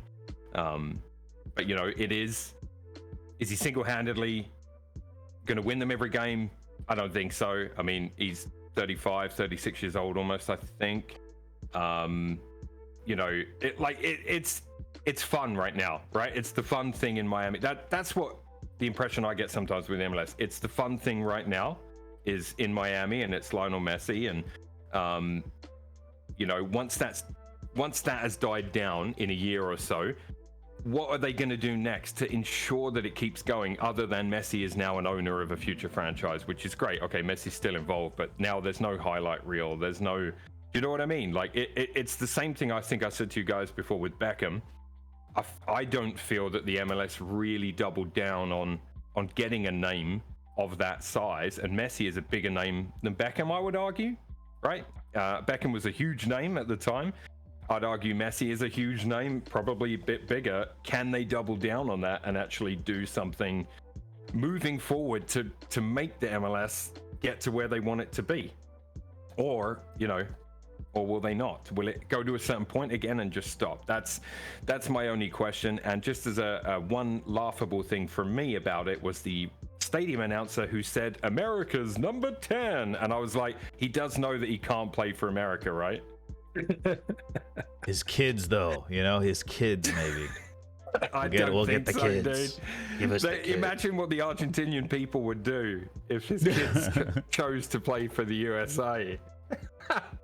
Yeah, that's true. That'd be crazy. It's an interesting point you make about the MLS sort of. I agree with you. I don't think they really doubled down on David Beckham when he was there and enthused. But I guess the question is what. And you guys might know it better than me being placed there. People in chat might know it being better placed in America. But what does the MLS want to do? Do you think is it going to try and challenge European football in terms of that scale? Or is it just it wants to be the number one in the Americas? It wants to be the number one football soccer league in the Americas? I think that's the question. If they're there for the moments of this will get hype for the next 1-2 years, and then in 1-2 years we'll go and get the next superstar who's retiring sort of thing, and we'll just have it again and again and again. Maybe that's what they want. What's the goal of the MLS? Yeah, so one of the things we mentioned on a show a couple of weeks ago is the upcoming events in the U.S., right? There's like an international tournament every year from here to like 2028 or something.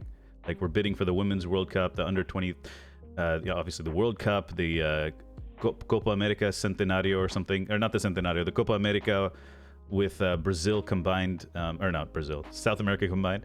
So there's gonna be international tournaments where first off, Messi could be involved, and just football in general is involved. These, like I remember Russia World Cup, right? We missed out, huge loss for the U.S. football. We were riding a wave, huge just empty space, because these international tournaments are what get America pumped up about football.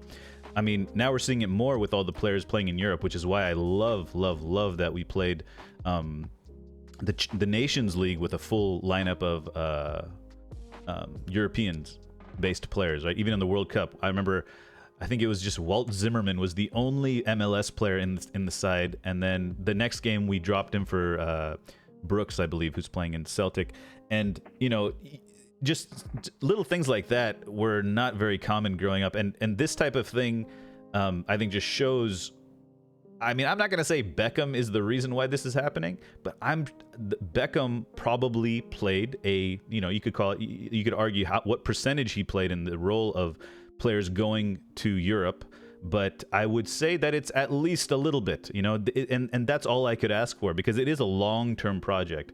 You're looking for direct effects of Beckham moving here, and I don't think you're going to see it like that with the amount of sports that we have. It's going to be this World Cup. Every player in the starting 11 based in Europe. That is the ultimate goal. Obviously, MLS isn't the ultimate goal. Our MLS-based U.S. men's national team is not great, and we can talk about this a little after about the Gold Cup which just passed. But that is the effect that Messi will have, right? You'll see Messi play. 6-year-olds will play, and we'll see Messi play, and they'll think, I want to be Messi, blah blah blah, something like this. And it's just a very small, like, mind washing. No, we won't get into washing, but it's that type of thing. Is it more around you think it's more around like the youth, and then getting the youth to be exported to the better leagues and bring money into the MLS? Well, the MLS, all MLS franchises have academies, right? So it's basically just lifting this system up, giving this system more credibility, showing that the league is profitable or something, like showing that it is a possible step rather than maybe going to college or staying in high school, going to one of the academies and developing your football. And Messi, it's obviously for him, he's going to make a bunch of money, but it also highlights the system of just the league as a whole. It's good for the league as well, I think. But yeah, you're not going to see the direct effect of this. You're not going to see directly. It's going to be in 10 years. You'll just see the development continue. It's a continuation. But I thought I would see that more and maybe that's my own expectation that was off then. And I think we talked a little bit about that when we discussed this a few weeks ago. But like, I thought I would see more of that result from the Beckham move, and we did see players start to follow him right afterwards for big money. Obviously, I feel like those players now are more likely to go to Saudi, right? If money's the motivating factor. As they get towards the end of their career, a lot of those players that are in Saudi now may well have gone to the MLS. So like, they've got competition now as well, which won't help. But yeah, it's I've no doubt it'll affect the youth. But a long time ago, somebody that works in American sports media, I won't name names, said to me, and I met him through a friend. He said to me that the problem is college, and he said, when you go to college, it's no longer cool to play soccer. And he said, basically, you won't get laid. Oh, for sure. He said, through high school, it's absolutely fine. He said, you go to college, and like, you know, you're as a person, you're then starting to explore that whole side of yourself. Like, you know what I mean? Like the other sports stars get laid way more, is what he said, basically. And obviously, some of this was in jest, but yeah, go on. No, that's a very, very true stereotype. Soccer was seen as a P word, you know, kitty cat sport. I remember.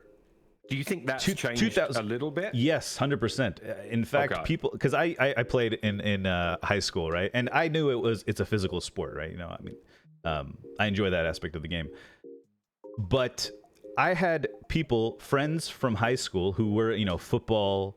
Basketball guys, and they came to me and they said it was after the 2010 World Cup, and they were like, I'm so sorry, you know, because there was basically these scenes of Bastian Schweinsteiger bleeding and he had to get staples in his head, right?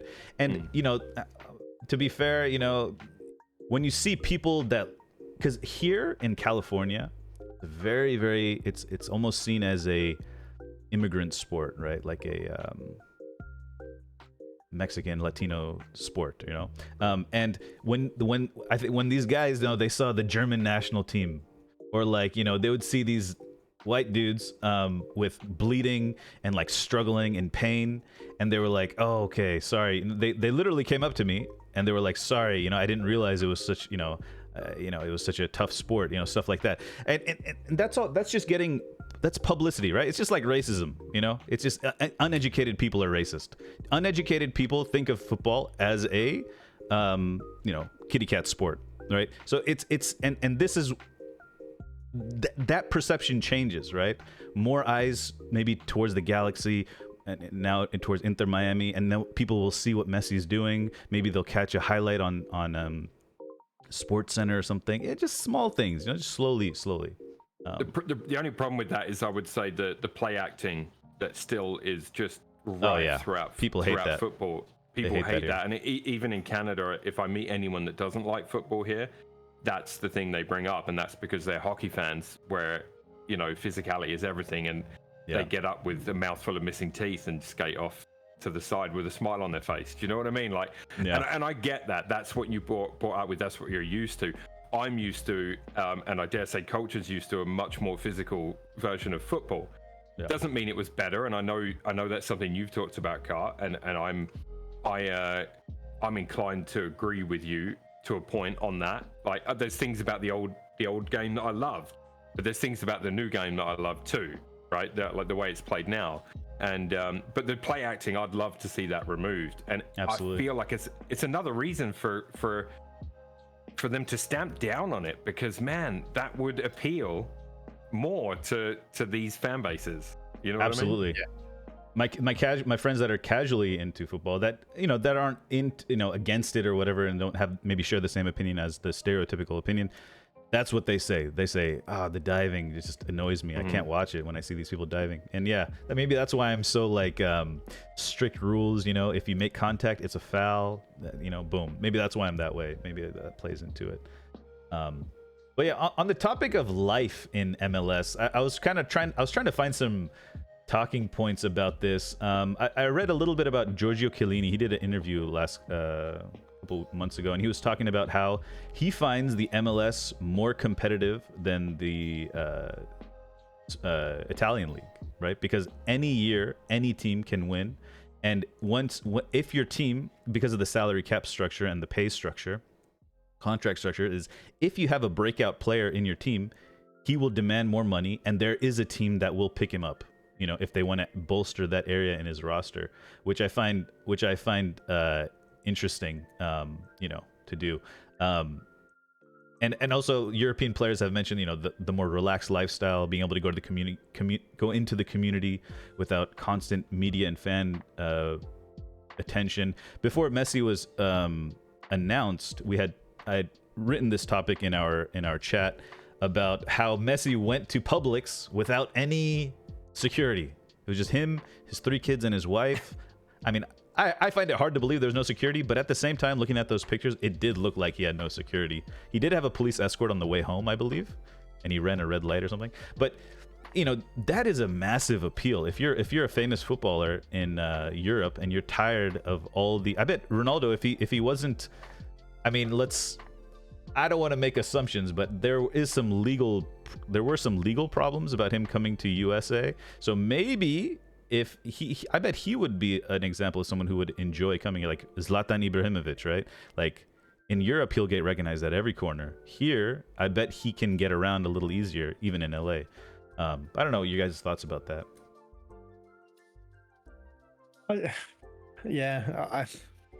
As I still see it as, I don't think man goes shopping is news, but like I put in the Discord, but I think I don't know, it's a hard thing. Okay, a person in the English Premier League who is 35, 36 wouldn't just pop to Tesco on their own. No, they wouldn't do that. But, you know, I have met famous people in England that don't have security. Oh, who? I've met Rio Ferdinand at a train station waiting for the Eurostar in King's Cross St Pancras. Was he in like security? Did you say Pancras? Pancras? Hey? Pancras, yeah. Oh, St. Pancras. King's Cross St Pancras, yeah. Was he wearing a disguise or anything, or just out there? No, it was just him waiting to get on his first class seat on the Eurostar. Wow. Like, it's not. I think this whole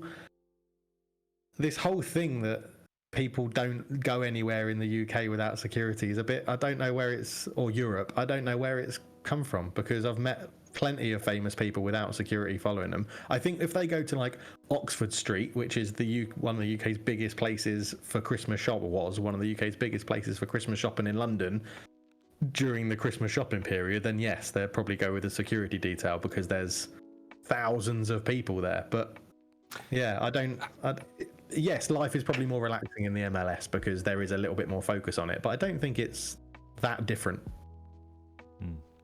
I don't, you know, I think it was a surprise. I saw in the footage, I think there was like a sheriff's car outside, so maybe they came during, maybe somebody at the store called them. I don't know. Or maybe they were already there as kind of like just keeping an eye on it sort of thing, because it was his first shopping trip out. And a couple of people recognized him, right? There was a couple of people that asked for his picture, but, you know, it's cool that he's able to do that. I mean, I highly doubt he could do that in his hometown in Argentina or in Barcelona. Do you know what I mean? Without being just overwhelmed by people, right? So I think if you're in that limelight, you have to pick and choose maybe, but you would err on the side of caution. You know, I think, yeah, it's kind of cool to see, but like, I've never really been a big, like, oh my God, it's a celebrity. Some people are really like, oh my God, right? I've never really felt like that. So, I don't know. Put me next to Dennis Bergkamp or Thierry Henry and see how I react. I guess I would say, but like, I've never really, been that. So I'd just be, I think I'd just be, oh, it's Messi. Maybe ask for a signature, I suppose. Yeah. But even that is, you know, you're collecting it for what reason? Most famous person you've ever met, or maybe just shook hands or something? Lennox Lewis, probably. Ooh. That's funny. I met Muhammad Ali at the airport one time. Really? Yeah. Really? That's really cool. Yeah. He hit on my grandma. That's the most famous person any of us are going to say, without question. I can't beat that. So he hit on my grandma. It was weird. What? Yeah. What did he say? I don't know what he said. He's like, Did he kept- was he like bouncing around? he was, he had Parkinson's at the time. Yeah, he was pretty. Okay, so he wasn't bouncing, he was just shaking. Okay. Was he bouncing around? Oh, yeah, he had Parkinson's, so yeah. Yeah. It's just, And we're gonna go here over here. That's a good one. That's good. That's funny.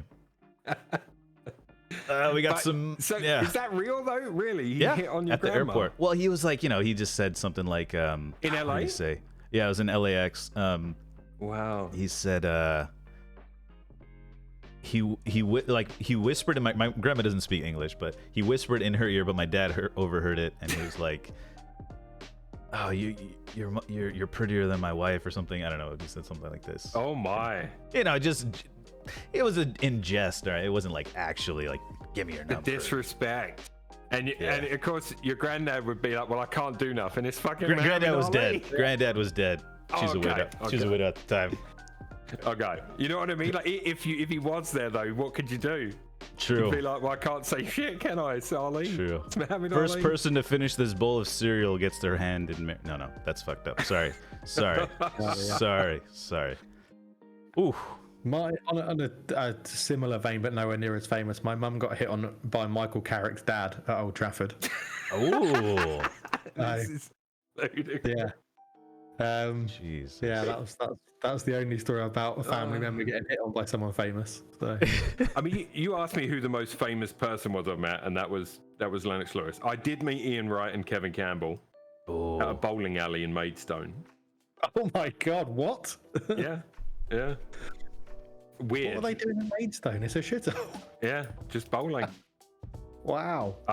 God knows what they were doing down there. Somebody had a house. One of their friends had a house down there out in the country or something. I think the most I was famous very person- young. I was very young though, and I had the Arsenal shirt. You know they call it the banana skin one or whatever. Oh, yeah. The yellow with the blue arrows. I had that on. So like they were like, "Ray!" like took the pictures with me and all that. You know what I mean? It was and I was a little gobsmacked then. I was very young though. I must have been. I don't know how old I would have been. 9, 10 maybe. I'm amazed they went to Maidstone to bowl. That's Let's read some of the highlighted chat. I'm just going to highlight this one. It's not highlighted, but Quitico says, when can we expect Milo to sing Rice, Rice, Baby on stream? I think we're all looking forward to that one. Rice, baby. Bum, bum, bum, I mean, I bum, could do. I'll tell you what. Let's come up with something ridiculous stat number that he has to beat, and I'll sing it if he doesn't do it or something like that. I think 10 league minimum goals. league title, you got to do it. If Arsenal win the league, minimum. But yeah, that's like, we could think of something else too. For now, I think that's a safe. No, I will say this. I'm not opposed to it. I think it'll go down. I think it will go down in the history books as one of the best shows all time if I do. Be nice. Are we talking about the rap version that somebody made, right? Like that whole thing? Yeah, something Yeah, like why that. not? Okay. Yeah, let's talk about that. Yeah. Apparently, tickets for Okay. Messi's debut on this Friday are 110K. I read that as well, which is crazy. Wow. I mean, all the ticket prices have like quadrupled. Mordecai says MLS will be bigger than Europe in 40 years. That is a fact. Dollar bills. He said 50 years, 3 sentences before that, so he's changing his tune bloody quickly. Iran It depends says, if they introduce promotion and relegation, then maybe, but not if it's just a single solo league. No chance. FIFA and US want to make football one of the top sports in the country, both financial purposes and soft power. This is part of that, along with the country's tournaments being hosted in US in the next few years. You can ban me if you want. Guys, We feel won't ban free. him, I disagree. Disagree. Mordecai says, I met Alan Shearer in one of the US Premier League Fan Fest. Oh, nice. Also met all the NSC crew. Cool.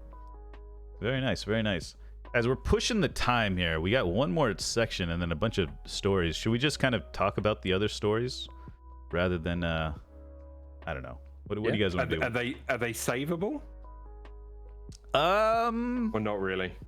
They're more topical? Yes. Yeah, I think so. I mean, there's one that's very topical. Mexico beats Panama in the Gold Cup final. That happened yesterday. or was it yesterday? Something like that. I've been bad. I haven't watched any of that. Santiago Jimenez scored the winning goal in that with 88th minute, I believe. Speaking of, right, we were talking about Messi's kids playing for USA. Santiago Jimenez was born in Argentina. His dad moved to Mexico to play football in his career, and then Santiago Jimenez, who plays at Feyenoord, top upcoming striker. Ten Hag, linked to United. He scored the winning goal, came on as a sub. Got to mention it for Mordecai. Got to mention it. Anyways, it's a small bit of news. But let's talk about the last topic we had. The big one. No, not the big one. But we're when we vote on topics to talk about, I just realized that Cultured and I are both Manchester United fans, so it's a little tilted. I'll have to, edit that maybe. My voting for that. Well, I mean, I think we do a good job. We did a Tottenham special, right? True. Tonight we went deep on Rice and Timber. You know what I mean? Like, I feel like we do a decent job of. I mean, I would skip this topic, but because of time. But chat will just, they'll destroy me on this. Yeah, because we have trivia, by the way. Because we have trivia. So let's quickly talk about. Manchester United have been fined by UEFA, have stripped Harry Maguire of the captaincy, have nearly confirmed Andre Onana being signed, and Rashford has re-signed a massive deal, taking him to 2028. Our highest paid player, and up there with the highest paid players in the Premier League as well. Harry Maguire reportedly was angry, shocked, and upset when Ten Hag told him he was no longer Manchester United captain, and, quote, he is ready to leave the club, according to rumors. I mean, we're covering a lot of Manchester United stuff here. Quickly, let's just go quickly through this Maguire thing. I think it's pretty clear he didn't play too many games.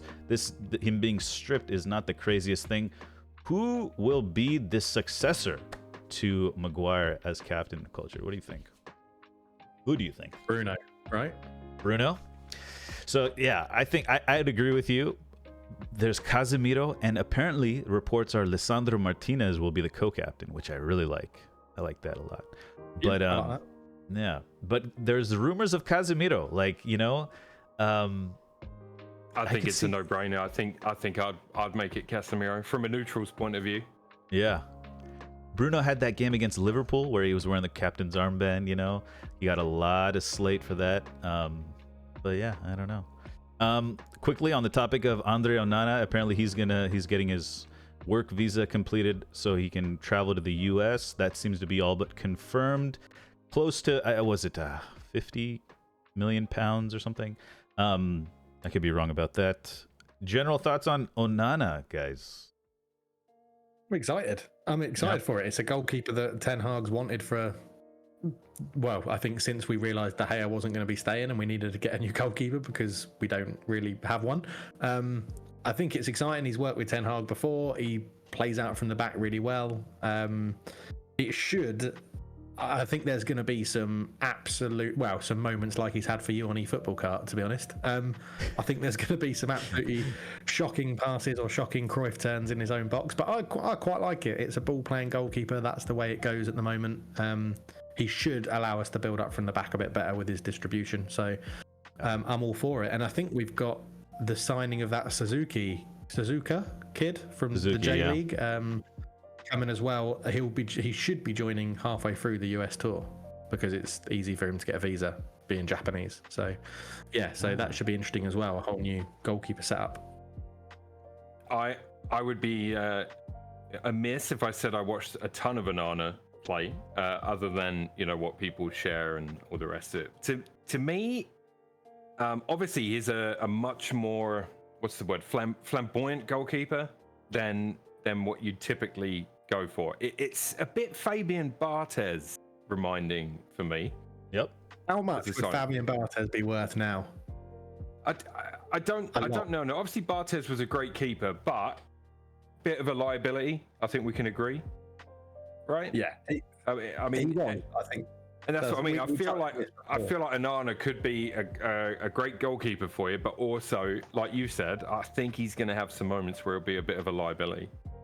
Yeah, his shot stopping, it's little thing. We talk obviously in Discord and stream. We talk a lot about this. He's better on the ball, but his shot stopping may not be as good as De Gea.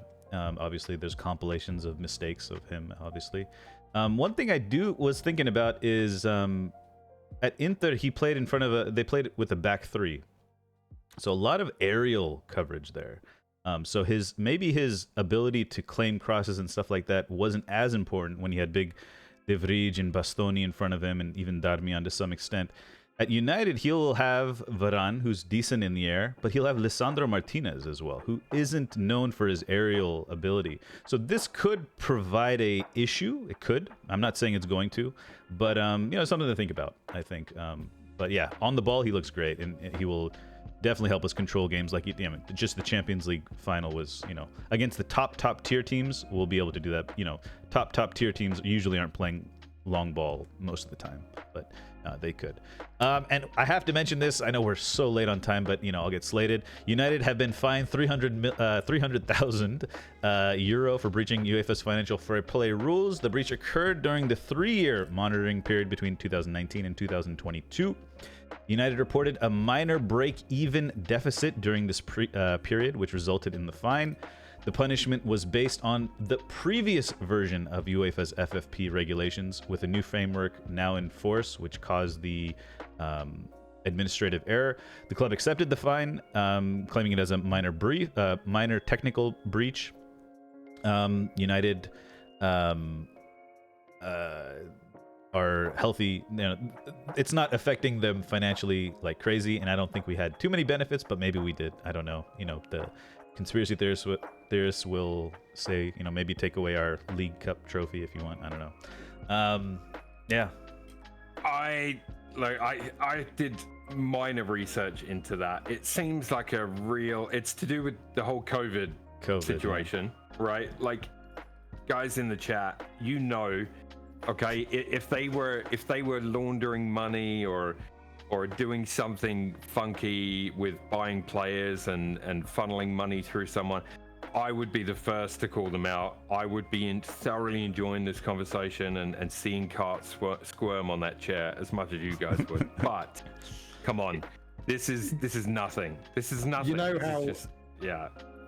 know how Cart says big club things for United, sometimes in jest, sometimes true. This is very much one of those things where Man United's name is being mentioned for the fine when Barcelona, PSG, AC Milan, Inter Milan, and Roma all got picked up for the same thing because of the changing COVID rules. They did, and honestly, I know that I can see it. Everyone is so desperate for it to be something big, but when you look at it, guys, it really isn't. And I wish it was? Maybe a little bit, because then I could make these two uncomfortable right now. But we can't, guys. It's if you talk about City, people are going to talk about Man City and the comparison and all the rest of it. If this is one of City's breaches of 115, okay, then it's the one I would care the least about out of 115. Do you know what I mean? Like, it's really not much to this one, guys, no matter how much you want it to be. Fair enough. And last little bit, Marcus Rashford's contract extension. I mentioned briefly my opinion on it. If he's getting paid more, I expect more. I expect more consistency. End of story for me. I know, him getting paid this much, fine. Players are paid on potential. It's reported between 330 and some are even saying 375 before bonuses a week. For me, if players are paid on potential, if he does not live up to this potential, it's bad business. I'm a little critical of Rashford. I think week in, week out, he is not consistent. Other people think otherwise. Personally, maybe with as Ten Hag revamps the system, he'll shine week in, week out. Hopefully. Thoughts on Rashford re-signing, Cultured? Good, happy. Not my money, so I don't care. Right. I'm not paying his wage, so I was thinking about I really that. don't mind. yeah, he's good. He's a good player for us. I think he's coming into his peak. I'm happy. I know it's not our money, but I like to, as a fan, I like to think, would I give Rashford that money? That's where I'm coming from. Yeah, I understand that, and I think a lot plays into it, right? Would he have got this if De Gea had got a new contract? Probably not, because De Gea leaving's freed up 300 and something thousand a week. Yeah. I just prefer to see the best players stay at the club, and whether he's consistent or not week in, week out, he is one of our better performers at the club overall, and I'd like to see him stay rather than us not negotiate and not pay and lose him for potentially a free to someone like PSG or something like that. So yeah, I'm overall I'm happy, and it's one of the problems that one of the the problems you would have had is that Saka's contract would have had an impact, I think, on Rashford's because of their output. Like last season, I mean, Rashford had a good season. Saka's just signed a new deal for similar money. If you're Rashford's agent, you're saying, well, look, this is what Saka put up numbers-wise. This is what Rashford put up numbers-wise. He deserves the same. Absolutely. Pretty simple negotiating tactic right there. And I'm sure Saudi would have offered him the money. Someone would have, Apparently, PSG, he had lucrative maybe. Apparently, he had lucrative offers from England and Europe. So who knows? Okay. Yeah. I mean, if you're an agent, you're going to say that, whatever, aren't you? Exactly. Yeah. Real quick, highlighted chat. Onana, what's my name? That should be the tune for the announcements. We finally about to play good football. No more. That's fine, but then Cart has to sing that whole song. We'll come up with a stat for that, and then Cart will have to sing that whole song. I briefly did sing that earlier, actually. Did you? I did. Sorry to cut you off, but I had to get that in there because if I'm singing Rice Rice Baby, you're singing that. That's good. That's good. Another one from NL. He literally played with Martinez before he went to Inter. Stop hating. We know you salty about your boy DDG getting kicked out, and he is far superior shot stopper than DDG. Eye test stats back that up. Alrighty. Taking more of the abuse that I was in Discord. Exactly. We gave a terrorist 375k a week and are worried about Rashford. All right. I think that... Yeah, he got timed out for that message because the word terrorist definitely shouldn't be used in relation to a goalkeeper. So very good. I missed that bit there. Okay. Should we get into some trivia? We're running a little late. We got a couple extra minutes. We'll go real quick. Let's do it. We'll go real quick. All right, tonight, guys. Cartwheel, you will say Rashford or Marcus. That's your activation. Marcus. word. I'll say it in a British accent as well. And Cultured, you say Harry or Maguire. Okay. Whatever you prefer. Okay, hold on. Let me All right, close we got chat. a mixed bag of questions. The category is funny football. Okay. Let me close chat. So there we go. it probably won't be funny at all, but you never know. Yeah, close chat. And I apologize if the questions aren't of your liking and all that jazz, but here we go. All right. In which hotel did Jose Mourinho live when he managed Man United? Maguire. Go on. The Trafford Hotel. Incorrect. Marcus.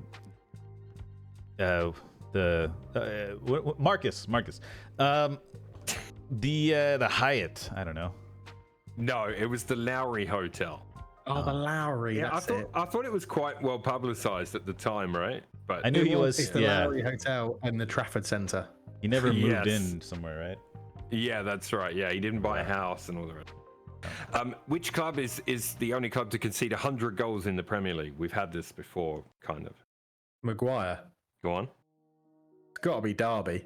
Incorrect. Oh, what? Marcus. Go on.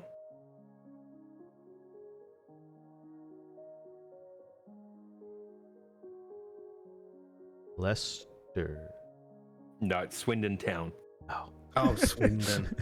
Who is the oldest winning World Cup captain at the age of 40? What's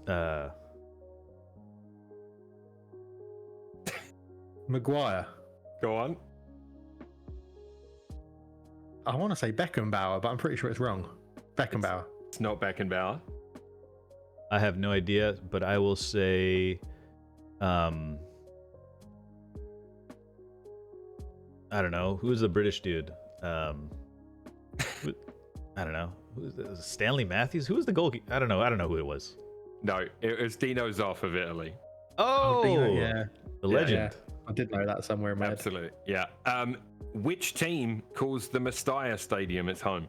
Marcus. Maguire. I had cultured. Whoa! Chat. Let's chat because I. It's fine. It's I fine. had It's fine. cultured. Go for it. Valencia. Valencia is correct. I mean, cultured. Yours had to come from across the water, so Exactly. you know what I mean. It is what it is. Like, Carl, I'm just up the road from you. You got to It be is. instant. It is what it is. Which team plays at the Turk Telecom Stadium? Maguire. Cultured. Besiktas. No. Incorrect. It's incorrect because they play at the Vodafone Arena. Shit. I'll go You with got a freebie. I'm not sure, but I'll go with Fenerbahce. No, it's Galatasaray. Galatasaray. Okay. Yeah. Which team from Romania won the Champions League? Maguire. Mark. Cultured. Steaua Bucharest. Correct. Name one manager to win the Champions League twice. Marcus. Cartwheel. Zidane. Correct. Oh, You could have also said Carlo Ancelotti and Bob Paisley. Yeah. A Jose question as well. that everyone knows the answer to. Which player won the Champions League with 3 different clubs? Marcus. Maguire. Cartwheel. That was Cart. Seedorf. Yes. Correct. Whoa. Yeah, correct. Gotta be Which quick. team was the only team to remain undefeated in the World Cup of 2010? Marcus. Maguire. Cultured. New Zealand. Correct. Wait, what? Yes. Yeah, Undefeated? They drew 3 games. They drew think, 3 yeah. games. Oh, Spain Now- did. Spain Yeah. lost. In the group. Yes. Yeah, they They began. must have lost yeah, the group game, yeah. That's right. Which player did David Moyes sign 4 times? Marcus. Cartwheel? David Moyes, the manager, correct? Yes. He signed one player 4 different times. Oh shit, I screwed this up. Luca Dean? No. Ew. No. Ew. You want a Ugly. freebie, cultured? That's a horrible. Yeah, I'm just having a little think here. I mean, I can just say it. It's not the big head It's not. Belgian. Oh. No, he's only signed him twice. Maybe twice at Everton. Maybe. I mean, Maguire. Incorrect. Januzaj. No. Oh. The answer is Stephen Pienaar. Ah. Elton John owned which football club? Oh, Maguire. Cultured. Watford. Correct. Nice. Which German footballer went on to become a wrestler in WWE? No clue. Really? Absolutely no clue. Tim I'll- Weiss. Oh. Sorry. All right. Before last question. Before Borussia Dortmund, which German club was managed by Jurgen Klopp? Marcus. Go on. Mainz. Correct. Yeah. Correct.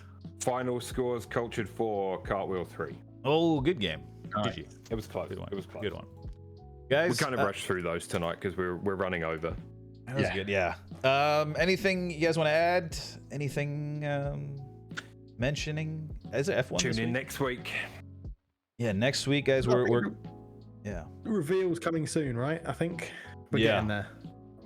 We're between a couple of dates. We've mulled around, haven't we? We're shooting for Shield. before the season begins. That's where we're shooting for. I think we're looking pretty good. It's just We're close. we're close. We're close. Feel like, yeah, we might need to move just before the season starts to get a bit of traction on the other channels and stuff. Right. Maybe a bit of throw in some teasers here and there. Something like that. Yeah. We can definitely. We'll talk more. We should, yeah, because I've got something else we need to look into. Ooh. Color-wise, I'm quite on point today. So, You are, yeah. Yeah. the Yeah. background of the show and stuff. So I have nothing blue. Yeah, no. No. You want to Really? take us out? Just- Sorry. I don't know why, but I've got a delay on all the videos on Discord today. Have you guys got that? Oh. Video and sound delay? You look synced up for me. Yeah, so you guys, both of you, your lips move and then I hear the voice. It's very strange. Anyway, yeah. Oh, interesting. Probably a fault on my end, but yeah. Milo, you want to hit us with a dad joke? Oh, I got you. And this week, it's a good one. Good one. Okay. Where'd I put it? Hold on. It's worth it. Trust me. All right, here we go. Why isn't there a pregnant Barbie doll? Because Ken came in a different box. Ah, Oh, that's good. that is good. That's That really is good. That's one of the best you've had. I think that's Yeah. that's a good one. That's just a good joke. Do you think we should go rude dad jokes from now on out? I don't know. I'm in. I think you pick them up, mix and match, mate. Mix and match. Mix and match, yeah. Yeah, that's good. That's pretty funny. Cool. Right, up let's go. All right, nice one, guys. Back to work. Repair people coming around to repair some electrics again today. Carl, it seems we're at the end of the show. Did you finish Outlast, or how long did you last? I did not. I don't know. I couldn't. It's giving me a headache, man. That game just gives me a headache. It's like a stressful headache. You kept hiding your bins. I went to bed. I did clip something. It's a noise you made, and I want to use that as the sound noise for you in the quiz. You should be able to. I did clip it, and I think I thought I downloaded it, but I can't find it. Anyway, I'll keep looking. If not, I'll just read it. Do you want Right. to? Cheerio, lad. All right, see you, Cultured. See you, Cultured. Molly, Yeah. do you want to work on the thing after this? Oh, if you're not streaming, we can do. Yeah, I don't think I'm gonna stream for much longer. So like, hello, goodbye. Gotcha. Yeah. All right. I'll hang out in here. Okay, cool. All right. Talk to you in a bit. It's the Monday weekend wrap up.